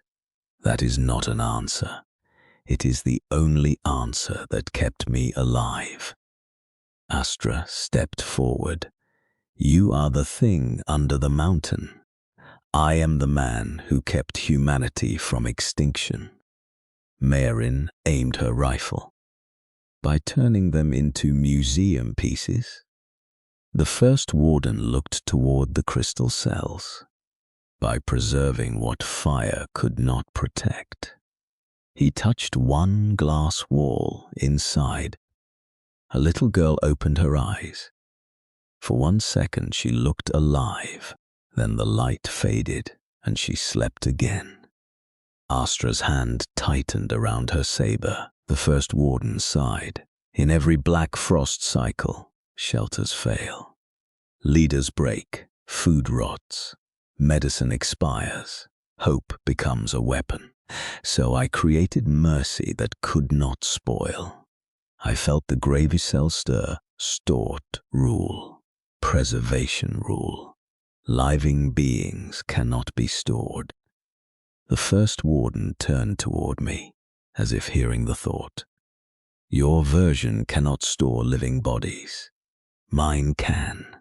The city seemed to breathe. Thousands of sleeping mouths opened slightly. A whisper passed over us. "Let us out. Let us sleep. Let us die. Let us live." Marin's face went pale. "They're conscious." "Sometimes," the first warden said. "That is the cost of eternity." I stepped forward. "You called me here for the heart furnace." "Yes, why?" "Because the moon is cracking. When it opens, surface shelters will die first. Hollowmere, Lake Hall, every warm room you think you own, all of it will become ash under white light." He reached out one long hand. "Give me the furnace pulse, and I will open the deep vault. We can store your people before the moon hatches." Astra's voice was cold. "Store them like these?" "Alive, trapped, preserved," Maren said. "That is not life." The first warden looked at her, spoken like someone who has not watched 10,000 children freeze while their mothers begged for one more hour. Silence fell, because cruelty was easy to hate, but grief wearing reason was harder. Then a scream echoed from above, not from the tomb. From Hollowmere, a radio crackled at Marin's belt. Dr. Saul, respond." Maren grabbed it. "This is Maren." A woman's voice shook through static. "It's Nara. She's in labor." Maren froze. Everyone did. No child had been born since the Black Frost. Not alive, not for long. The first warden slowly turned his mask toward me. "Oh, one word too." Much interest. Maren pressed the radio. "How far apart are the contractions?" "Too fast. She's cold but burning." "The baby?" "Doctor, the baby is making frost on the walls," Astra whispered. Impossible. The first warden laughed softly. No, not impossible. Rare. I lifted the lantern. What is the child? The future, he said, or the door through which the future dies. I did not wait. I turned back toward the gate. The first warden raised one hand. The black city sealed itself. Every door slammed shut at once. A deep lock clicked through the air. You cannot leave yet, second warden. My eyes narrowed. Move. You came to ask how to stop the moon. I am answering. The child must be stored before it draws the prisoner's gaze. Marin aimed at his head. Open the gate. The first warden ignored her. New life after the black frost carries heat the moon can smell. If that child cries under the black sky, every dead thing within 50 kilometers will hear. Astra said, then we protect it. The first warden's mask turned toward her. You could not protect a lake. Astra drew her saber. I opened the grave cell, steel unfolded behind me. Blades, shields, chains. The first warden did not flinch. You think I fear storage? The crystal cells along the street cracked open. Bodies stepped out, preserved soldiers in old silver armor. Their eyes were closed, their mouths open. Voices came from inside them. Protect the vault, obey the warden, preserve the warmth. Marin fired. The bullet struck a soldier's chest and vanished into black mist. Astra moved next, cutting through the first soldier's neck. The head fell. The body kept fighting. I dropped a steel beam from the grave cell and crushed 3 at once. They reformed slowly, pulled together by stored memory. The first warden walked away through the battle. Your mercy makes you slow, Riven Vale. I froze. He had used my name. Not the true one. But still, I vault. Stepped through a black door appearing in front of him. My blade stopped at his mask. Try again. Behind the mask he smiled. Kaelian. The world cracked. Not physically. Inside me, the name hit like a key turning in a lock I had never known existed. My knees almost buckled. A memory exploded through my mind. I stood in a black city wearing silver armor. Not riven, not exactly. People knelt before me. A woman held out. A baby wrapped in frost. Someone shouted that the moon was opening. Someone else begged me to close the gate, then blood-white fire. A door, my own hand locking it, and behind it thousands screaming my name. Kaelian. I gasped back into the tomb. Maverin was shouting. Astra was bleeding from the arm. The first warden leaned close. You were prepared before you were born. That is why the grave cell chose you. I forced myself upright. I choose what it means. No, he said. You remember what it means. From Marin's radio came another scream. Then a baby cried. The sound was tiny, fragile, impossible. Every preserved body in the black city turned toward the stairs, far above us. Hollowmere's alarms began screaming. The moon had heard. The first warden extended his hand. Now you understand. Give me the child. I will store her before she becomes a beacon. I looked up toward the shelter, toward the sound of a newborn crying in a world that had forgotten birth. Then I looked at the sleeping city around me. Eternal safety, endless prison. No. The first warden went still. I lifted the heart furnace lantern. You asked me to bring mercy. The white flame inside the lantern brightened. So, watch carefully. I opened the grave cell. Not above him, not beneath him. Around the cells, every mirror plate left in storage appeared across the black city. Every polished shield, every scrap of reflective metal. The heart furnace pulse struck them.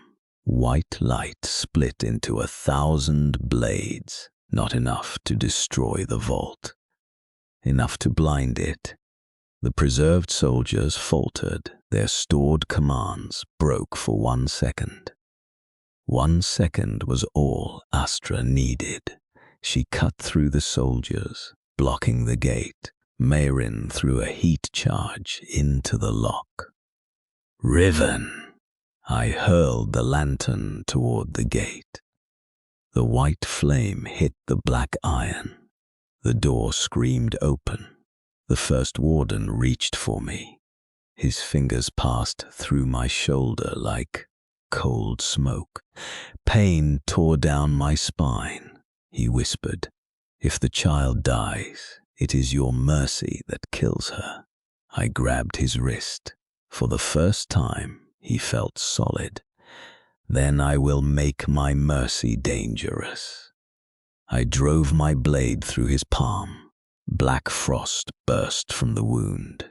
He stepped back, not hurt enough, but surprised. Good. We ran. The escape was not clean. Nothing under Hollowmere wanted us to leave with the furnace pulse. As we reached the first landing, the walls opened and released chains made from black frost. They did not aim for our bodies. They aimed for our mouths. One wrapped around Astra's jaw. Another snapped toward Mayrin's throat. I understood too late. The first warden did not need to kill us. He needed to take the names we carried. I opened the grave cell and dropped a wall of stored iron bars between us and the chains. The bars froze instantly. Then cracked Mayrin, cut herself free with a surgical blade, and shouted, "They react to speech." Astra nodded once and stopped breathing through her mouth. We moved in silence after that. No orders, no curses. Only footsteps, gunfire, and the sound of chains crawling along stone. One chain caught my wrist. The black key flared. A voice whispered beside my ear, "Kaelian." This time, I did not fall. I opened the grave cell and stored the chain itself. For half a second, its cold entered my storage space. Every object inside rattled. Food cans burst. Glass cracked. The chain was alive with memory. I forced it into the deepest corner of the grave cell and locked it behind 3 steel doors. The effort nearly dropped me to my knees. But the path opened, and above us the newborn cried again. That tiny sound pulled me upward harder than any command, up the stairs, through the shaking tunnels, past walls where carved names bled silver light. The baby's cry grew louder with every step. So did the dead outside Hollowmere. By the time we reached the geothermal chamber, the estate was under attack. Frost shades clawed at every outer gate. Not thousands, tens of thousands. They had come for the child. We burst into the medical wing. The room was covered in frost. Nara lay unconscious on the bed. Mayrin ran to her. Beside the bed stood a nurse holding a newborn girl wrapped in thermal cloth. The baby had silver eyes, not moon silver, warmer. Like starlight seen through smoke, frost bloomed on the wall behind her. But the air around her was warm. Illyra stood by the door with a bloodied shovel, guarding the room. Soren was on the floor, holding his side, bleeding. He looked up at me. They came through the lower vent. His voice shook. I closed it. I looked at the dead frost shade beside him. Its skull was caved in. Soren gave a broken laugh. First useful thing I've done, maybe. I did not praise him. Maren took the baby. The child stopped crying the moment her eyes met mine. The black key on my wrist opened. The baby reached one tiny hand toward it. Every light in Hollowmere steadied. The dead outside went silent. Then the child spoke, not with a baby's voice, with a voice like warm glass. You are not the owner of the grave cell. The room froze. You are the door. A crack of thunder rolled across the black sky. The broken moon opened wider. The baby smiled, then began crying like a normal child. Maren stared at me, riven. I looked at the baby, at the frost on the walls, at the people gathered behind me, at Illyra still holding the door, at Soren bleeding on the floor, at Astra gripping her saber with shaking hands. And beneath us, far below Hollowmere, the first warden began laughing. The radio in the control room crackled. His voice came through every speaker. Protect her if you can, second warden. Outside, the dead began kneeling again, not to the moon this time, to the child. Astra whispered, "What is she?" I did not know, but I knew what the moon wanted. I knew what the first warden feared. And I knew what every monster in the valley would come to take. Maren wrapped the newborn tighter. Nara named her before she passed out. What name? Leora. The baby opened her silver eyes again. The black key burned against my wrist. Leora, light after snow, hope after betrayal. A future small enough to hold, dangerous enough to end the world. In my first life, I built a shelter to survive. In this life, I built a kingdom without meaning to. But now the kingdom had something no wall could fully protect. A child, a beacon, a door, and every dead thing beneath the broken moon had just learned her name. The dead knelt outside Hollowmere, not one, not hundreds, thousands. Across the frozen valley, every frost shade lowered its head into the ash snow. Their pale eyes did not look at the broken moon anymore. They looked toward the medical wing, toward the newborn wrapped in Maren's arms, Leora. The first child born after the black frost.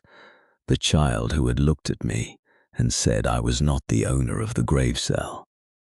I was the door. No one in the room moved. Even the alarms seemed quieter now. Maren held the baby close, but her face had gone pale. Astra Vane stood by the window, saber drawn, watching the kneeling dead. Illyra still guarded the doorway with a bloodied shovel. Soren sat on the floor, one hand pressed against the wound in his side. And from every speaker in Hollowmere, the first warden laughed. Protect her if you can, second warden. The speakers died. The room returned to the sound of Leora crying. A normal cry, small, angry, alive. That made it worse. Monsters were easier to defend against than hope. Maren looked at me. Riven, no one touches the child without your permission. Not even you. I looked at Leora. The black key on my wrist pulsed once, especially not me. Astra turned from the window. The dead are waiting. For what? For someone to tell them whether she is holy or food. I walked to the glass. Below the mountain, the kneeling corpses did not move. The broken moon watched them. The first warden waited beneath us. And in Marin's arms, Leora stopped crying. For one impossible second, the frost on the walls melted. Warm water ran down the stone, then froze again. Astra whispered, "She can make warmth." "No," Marin said. "She can remember it." That sentence stayed with me, warmth as memory. The grave cell preserved matter. The choir stole voices. The moon leaked cold. And Leora remembered warmth from a world that had not yet survived long enough to give it to her. That night, Hollowmere became a fortress inside a fortress. The medical wing was sealed behind 3 gates. Every vent was blocked. Every guard was checked twice. No one entered with hidden metal, hidden frost, or hidden prayers. I did not trust fear. I trusted systems. By dawn, the dead were still kneeling. The survivors were not. They gathered in the main hall, whispering around the carved rules. Some called Leora a miracle. Some called her a curse. One old man said the child should be given to the moon before the dead rose again. I heard him from the balcony. The hall went silent before I spoke. "Bring him forward." 2 guards dragged him into the open. He trembled, but did not apologize. "My grandson died yesterday," he said. "That baby cried once, and the dead came. How many more will die because of her?" He was afraid. Afraid.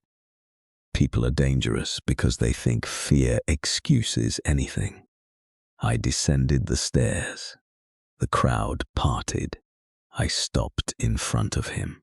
"You want to sacrifice a newborn?" His mouth shook. "I want to save everyone else." "No," I said. "You want to buy one more day with someone else's blood." He looked away. I turned to the hall. "Listen carefully. Leora stays under Hollowmere protection. Anyone who tries to harm her will be exiled. Anyone who hands her to the moon will be buried alive beneath the gate." No one breathed. I leaned closer. I did not build this place to feed children to the sky. For the first time, the survivors did not just fear me. They understood the line. That mattered. An hour later, the first warden sent his first gift. A door appeared in the main hall. It was not built, it was simply there. Black iron, small. Like the door of the shelter where I died, no one touched it. Smart.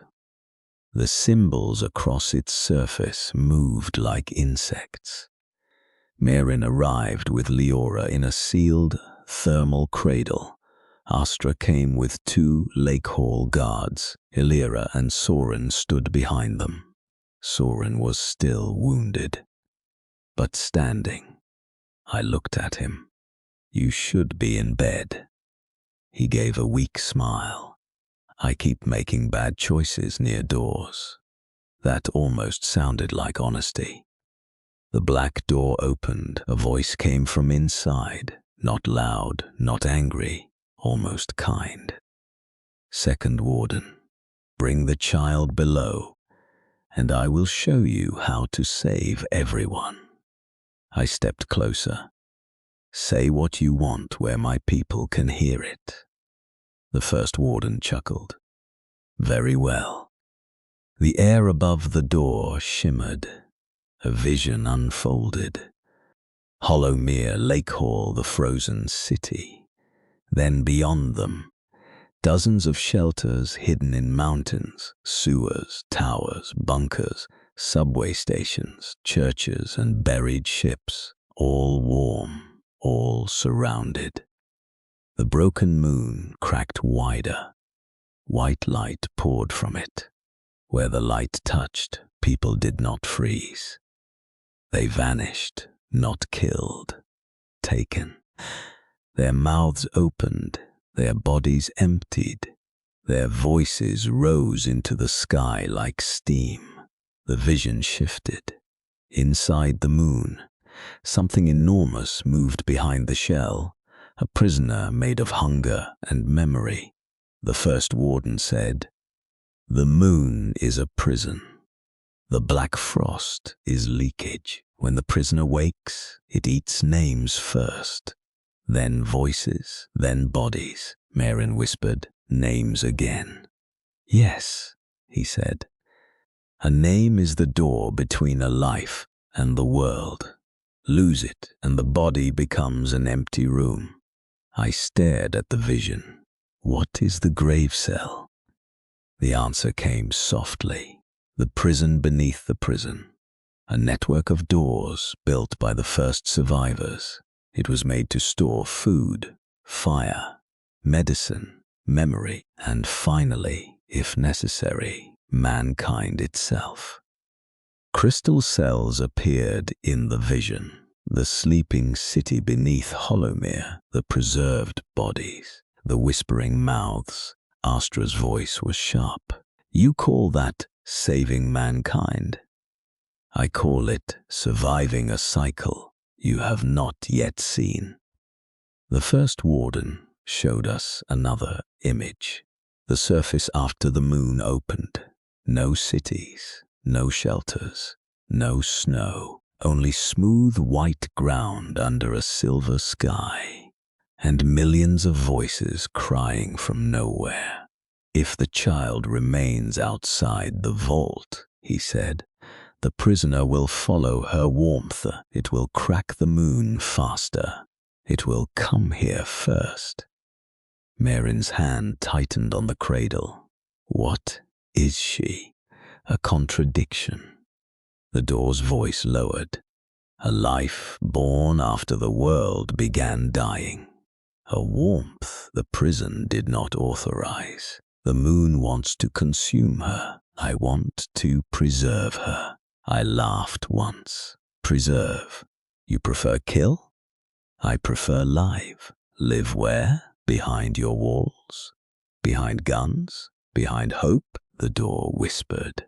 Hope spoils faster than food. I looked at the cradle. Lyora slept with one tiny hand curled against the glass. No.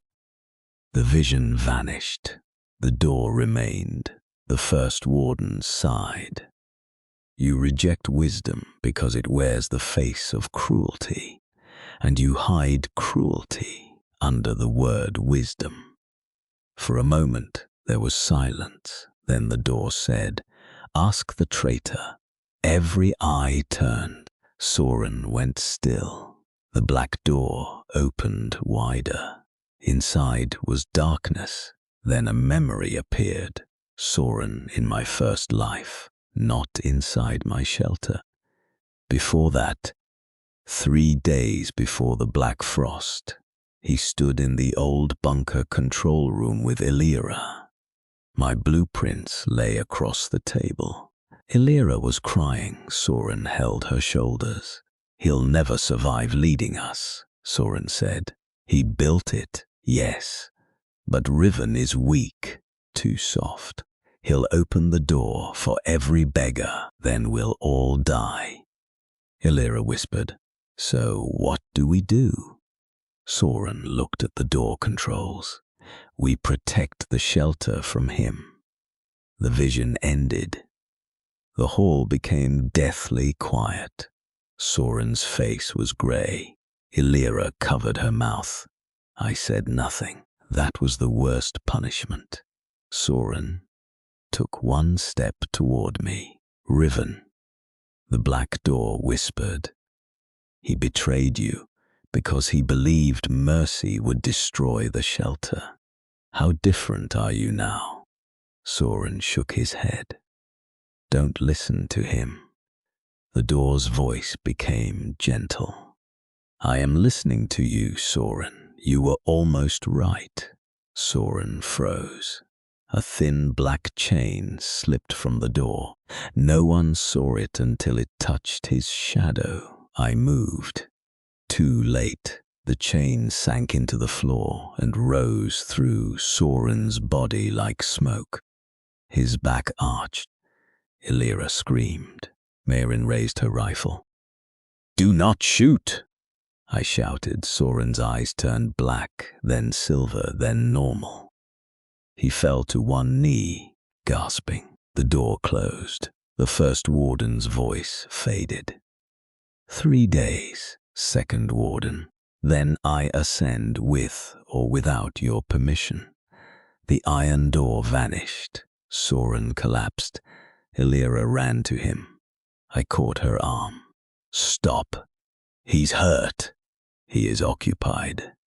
Soren lifted his head. His voice came out broken. I'm still me. I crouched in front of him. Prove it. He laughed weakly. I'm terrified, useless, and I still hate when you look at me like that. That sounded like Soren, but something behind his eyes moved. A second listener. Mairin scanned him for frost, fever, pulse distortion. Nothing. Astra drew her saber. We should kill him now. Illyra flinched. Soren did not. He looked at the blade. Maybe. That made me more suspicious than pleading would have. I stood. No. Astra turned to me.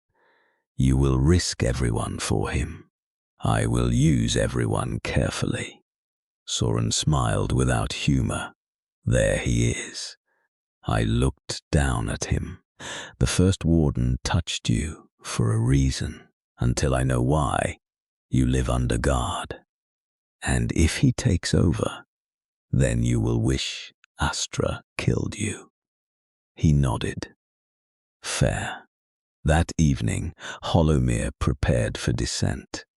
Not because I trusted the first warden, because he was no longer waiting. He had reached through a door in my own hall. He had touched Soren's shadow. He had shown every survivor a truth painful enough to divide them. A siege could be fought with walls. This was different. This was infection. Mairin found me outside the nursery gate. Leora slept beyond 3 layers of glass. The room around her was warm without heaters. Nara, her mother, was still unconscious but alive. Mairin leaned beside me. You are thinking about storing the child. I did not answer. That is an answer. The grave cell cannot store living beings. His can. Yes. And you are wondering if yours can evolve. I looked at the black key. I am wondering why part of me wants it to. Mairin's expression softened. Because you are afraid. I am not afraid of the moon. No. You are afraid of failing someone innocent. I watched Leora sleep. In my first life, failure had a door, a window, a cup of tea. Now failure had silver eyes and tiny hands. Mairin said, do not let fear turn protection into possession. That sounds like something Astra would say. I am smarter than Astra. She has a saber. I have scalpels and access to your medical records. Terrifying. For the first time that day, Meirin smiled. Then the nursery window frosted over from the inside. Words appeared on the glass, not written by a hand, formed by warmth, leaving the room. The door dreams of being opened. Lyora did not wake. Meirin's smile vanished. Below Hollowmere, something struck the buried gate once, twice.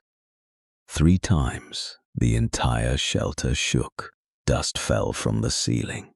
The countdown on every monitor changed. 48 hours. Then 47. Then 46. It was speeding up. In the labor barracks, Soren screamed. We found him chained to a chair, guards aiming rifles at his chest. Black frost crawled across his veins. His eyes were open, but he was looking at something none of us could see. He's moving, Soren rasped. Who? The first warden. His voice split on the name, part Soren, part something older. He is not climbing out.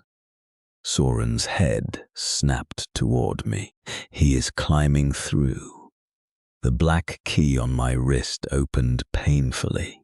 Every door in Hollowmere unlocked at once. Bedroom doors, Stottdord doors, medical doors, armory doors, even doors welded shut years ago. All opening, all inviting. The first warden's voice whispered through Soren's mouth. A kingdom is only a hallway with enough doors. Then Soren's body went limp. From the nursery, Lyora began to cry. From the valley, the kneeling dead stood. From Lake Hall, the emergency radio screamed. The radio spat Astra's name. Keeper Vine. Lake Hall doors are opening. The lower floodgates, the old prayer rooms, even the sealed morgue. People are hearing voices from under the ice. Astra seized the radio. Bar the lower levels. Move everyone to the furnace chamber. They say their families are calling them. Then gag anyone who answers. Her voice did not shake, but her hand did. For the first time, Astra looked exactly like what she was. Not a queen. A woman holding too many lives with 2 hands. She turned to me. I have to go back. If you leave now, he divides us. My people are under attack. So are mine. That is not an answer. No, I said, it is the trap. The radio hissed again. Behind the static came another sound. Lake Hall children singing.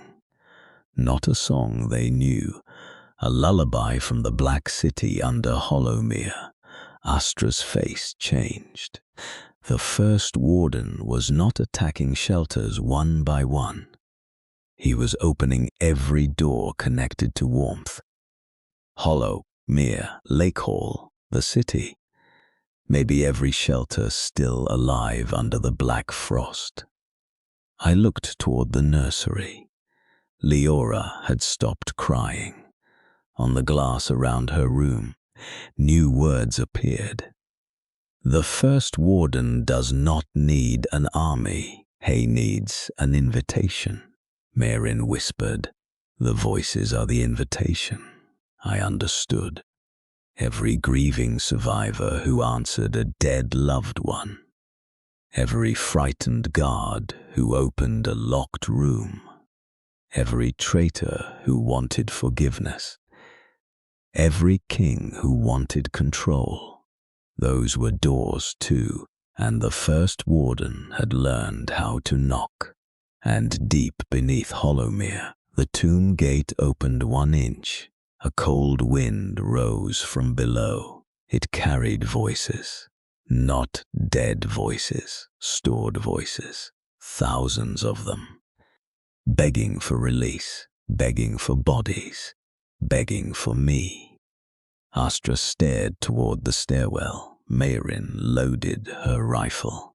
Illyra knelt beside Soren, shaking. I looked at every open door in my shelter, every entrance, every weakness, every choice. In my first life, I died because one door stayed closed. In this life, I might lose everything because all of them opened at once. I drew my blade. The grave cell opened behind me. Not like storage, like a mouth. The first warden had made his move. Now I would descend into his tomb again. Not to ask questions, not to make deals, but to remind the thing beneath my mountain that Hollowmere already had a master, and I had no intention of sharing the key. Every door in Hollowmere stood open. Bedroom doors, store-dorm doors, medical doors, armory doors, doors welded shut before the black frost. Doors no one remembered building. All of them opened at once, as if the shelter itself had inhaled.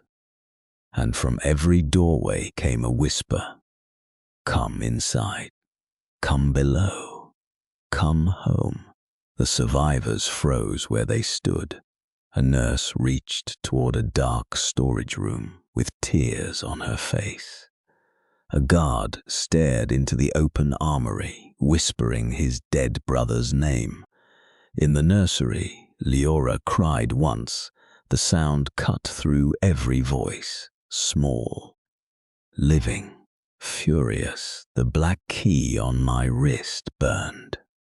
The first warden had learned the oldest weakness of mankind. Not hunger, not fear, not cold.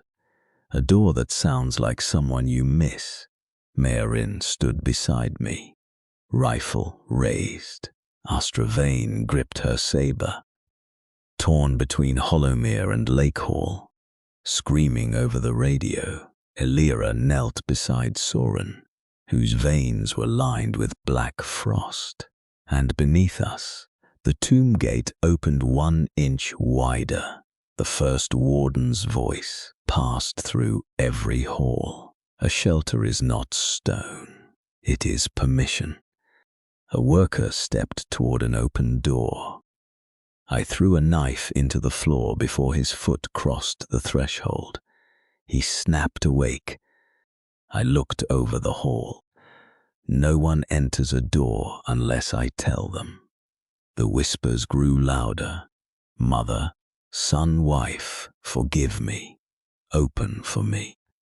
I opened the grave cell and released every chain I had stored from the old service tunnels. They shot across the hall and wrapped around handles, hinges, railings, and support beams. One by one, doors slammed shut, but they did not stay shut. Something beneath Hollowmere pushed back. The chains shook. Metal screamed. Mayrin looked at me. That will not hold. I know. What is the plan? I looked toward the stairwell leading down. The first warden wants invitations, so I give him one. That sounds terrible. It is. Astra stepped forward. I am going with you. No, Lake Hall needs you. My people are already under attack. Then go save them. Her eyes narrowed. You think this is only your war? No, I said. I think you are the only one your people will obey when their dead families start calling from under the lake. Astra hated that I was right. She turned to Mayrin. If he dies, do not let him become wise. Mayrin nodded. I will insult him until the end. Astra left with 2 guards, running for the snowcrawler. The radio filled with Lake Hall screams. Then the signal died. Good. Not good, but clear. Clarity was useful.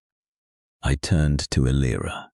Take Leora to the inner furnace room. She looked up, eyes red. You trust me with her? No, I trust Merin. Help her, and do not open one wrong door. Elira swallowed. And Soren? Soren lifted his head slowly, his eyes flickered black, then silver, then human. Take me down, he said. Elira gripped his sleeve. No. He looked at her. I can hear him. The hall quieted. Soren pressed one shaking hand to his chest. The first warden. He is not only below, he is in the doors, in the voices, in the spaces between them. If Riven goes down without me, he will be walking blind. I studied him. In my first life, Soren had stolen my coat and watched me die. In this life, he had betrayed, crawled, worked, bled, and finally spoken without asking to be forgiven. That did not make him clean, but it made him useful. I opened the chain around his chair. Elira whispered, Riven. I said, if he turns, I kill him first. Soren gave a weak smile. Fair. We descended into the mountain. Me, Merin, Soren, and 6 guards who already regretted it. The carved names on the walls bled silver light. Behind them, voices scratched to be released. The lower we went, the warmer the air became. That was wrong. The tomb breathed heat. Old heat, stored heat, human heat. At the bottom, the small black gate stood fully open. Beyond it, the preserved city waited. Black towers, blue windows, crystal cells, millions of sleepers trapped between mercy and prison. The first warden stood in the central road with his iron mask gleaming. He spread his arms. Welcome back, Kaelian. The name struck me again, not as hard as before. Pain becomes less surprising after the second knife. My name is Riven. That is the name of the body. It is the name I answer to. The first warden tilted his mask. For now, Soren staggered beside me. His breath came out black. He is everywhere, he whispered. In the cells, in the gates, in the stored voices. Merin aimed at the first warden. How do we kill him? The first warden laughed. A doctor asking how to kill a preservation system. I multitask. He raised one hand. Every crystal cell lit up. Thousands of eyes opened behind glass. Their mouths moved together. Store the living. Save the warm. Close the world. The first warden said, the moon is cracking. The prisoner will hatch. Above us, your people will die screaming. Below us, they can sleep until the next cycle. I looked at the cells. Children, mothers, soldiers, old men, all alive, all trapped. How long have they slept? Long enough to survive. How long have they begged? The mask went still. That was answer enough. The city shook. Above, Hollowmere's alarms echoed through the stone. The moon was pushing harder. The first warden reached toward me. Open the grave cell fully. Store Hollowmere. Store Lake Hall. Store every shelter that remains. Become what you were prepared to be, Merin said, and if he refuses, then I ascend through him. Every door in the Black City opened. Preserved bodies stepped into the street. Families, children, people holding each other. Their voices were soft. Please. Let us out. Let us sleep. let us live. Armies attack the body. Pity attacks the hand holding the sword. Soren fell to one knee. His voice changed, half his, half the first warden's. He is opening through me. Black frost climbed his neck. Illyra's voice crackled over the radio. Riven. The nursery doors are opening. Marin grabbed her radio. Seal the furnace room. We tried. The doors keep unlocking. Leora began crying through the transmission. Then Illyra screamed. I moved toward the stairs. The first warden appeared in front of me without crossing the distance. Choose. Second warden. Save one child above, or save every voice below. I drove my blade at his throat.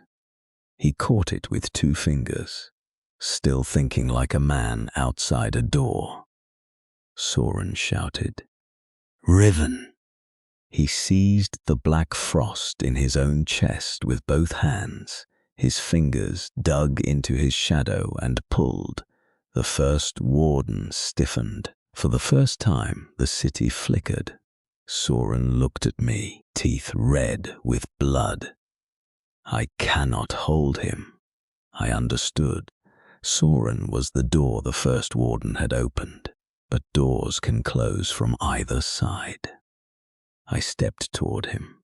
Soren shook his head. No, if you touch me, he jumps to you. Then what? He laughed, once small, ugly, almost brave. I finally make a choice. Illyra's voice came over the radio, broken with panic. Soren, he heard her. His face changed. Not redemption, not enough for that, but regret had finally become heavier than fear, he whispered. Tell her I did not ask you to forgive me. Then he plunged Marin's spare heat blade into his own shadow. The black frost inside him screamed. The first warden screamed with it. Soren's body arched. Silver light burst from his mouth. The doors across the black city slammed shut. Above us, Hollowmere's doors slammed shut too. The radio filled with silence. Then Illyra sobbing. Soren collapsed. Marin ran to him. But I saw her face before she reached him. Doctor first, truth after. Soren was gone. The first warden staggered backward, one hand pressed to his mask. You wasted a passage. I lifted my blade. He closed a door. That is all cowards can do at the end. No, I said. That is what brave men do when they start too late. The city trembled again. The moonlight above pierced through stone, through mountain, through memory. White cracks spread across the ceiling of the tomb. The prisoner inside the moon had found the vault. The first warden turned upward. Now you see, without me, all of this ends. A beam of white light struck the city. The crystal cells began to crack. Preserved bodies screamed, not in pain, in terror of waking. The first warden reached toward them. I reached first. The grave cell opened behind me, not as storage, not as hunger, as a gate. Millions of stored objects shifted inside the darkness. Food, weapons, medicine, steel, fire. Every resource I had taken from a dying world. And behind them, the chain I had stored from the first warden. Alive with memory, I released it. The black chain shot from the grave cell and wrapped around the first warden's arm. He laughed. You cannot imprison the jailer. I am not imprisoning you. I pulled. I am anchoring you. Marin understood. She grabbed the heart furnace lantern from my pack and threw it into the air. The white flame burst open. I opened every mirror, every shield, every polished plate I had left.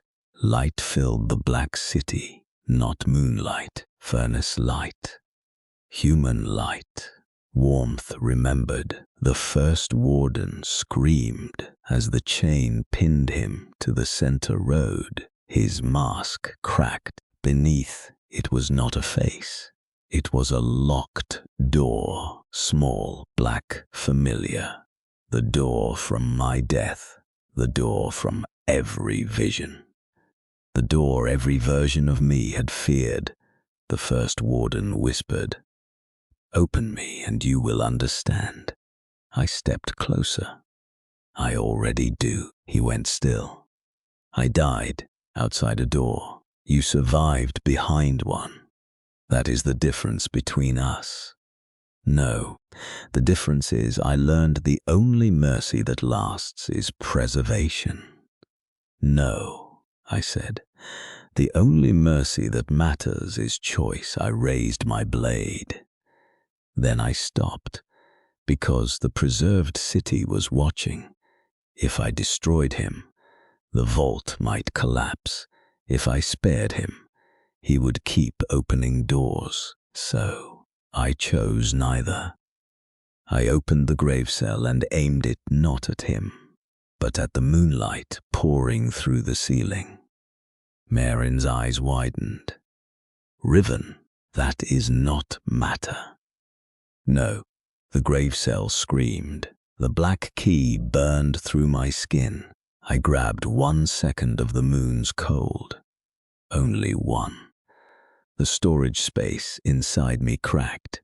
Food froze. Glass shattered. Steel bent. Every door in my mind flew open. I saw the prisoner inside the moon. Vast, nameless, hungry. Looking back at me, it reached for my name. Riven Kaelian. Warden. Door. I clenched my teeth. You do not get to choose. For 1 second, the moonlight vanished into the grave cell. 1 second was enough. The heart furnace fired upward, through the tomb, through Hollowmere, through the black sky. A pillar of white human warmth struck the broken moon. The crack widened. The prisoner screamed. The dead outside Hollowmere collapsed. The preserved city fell silent. The first warden dropped to his knees. His cracked mask door hung open. Inside was darkness, and a single exhausted voice. "Do you know what you have done?" I fell to one knee, smoke rising from my wrist. "No." I looked up, but neither do you. Above, over the radio, Illyra's voice came through. "Riven, the dead are falling. Leora is safe." Marin exhaled for the first time in what felt like years. Then another voice entered the channel. "Astra, Lake Hall, stands. Barely. If you are alive, answer." I picked up the radio with a burned hand. "I am alive." Astra paused, unfortunately convincing. "Good." The first warden began to laugh. "Quiet. Broken." You cracked the shell further. The tomb ceiling groaned. Far above, something moved inside the moon, not escaping, waking. "You stopped my ascension," he whispered, "but you called the prisoner's eye." I stood. "Then it can watch." The preserved cells around us opened. Not all, just enough. A few people fell forward, gasping, touching the floor with shaking hands. Marin stared. "They're waking." The first warden looked at them like a man watching treasure rot. They will die, maybe. They will hate you for the pain of living. Maybe. One awakened woman reached toward Marin. Where is the sky? Marin knelt beside her, complicated. I looked at the first warden. You will stay here, he laughed. You cannot hold me forever. No. I opened the grave cell and wrapped the black chain around the cracked mask door. But I only need to hold you until I decide what mercy looks like. The chain locked. The first warden's body froze on its knees. His voice faded into the stone. Second warden, the prisoner knows you now. The black city dimmed. The tomb gates closed, halfway, not sealed, not open, waiting. We carried Soren's body back up the stairs. No one spoke. At the top, Alira saw him. She did not scream. She walked to him slowly, knelt, and touched his face. For a long moment, I saw the old Alira, the woman behind the door, the woman with tea in her hand. Then she looked up at me. He did not ask to be forgiven, did he? No. Tears ran down her face. Good. She bowed her head over him. Then I will not cheapen it. That was the closest thing to truth I had ever heard from her. In the nursery, Leora slept. The room was warm. Nara, still weak, held her child with both arms. Marin stood beside them, exhausted and alive. When I entered, Leora opened her silver eyes. The black key on my wrist had changed. It was no longer only a key.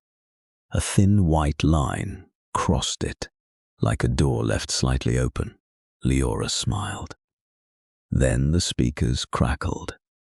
Everyone froze, not the first warden, not the moon. A new voice spoke deep, vast, awake.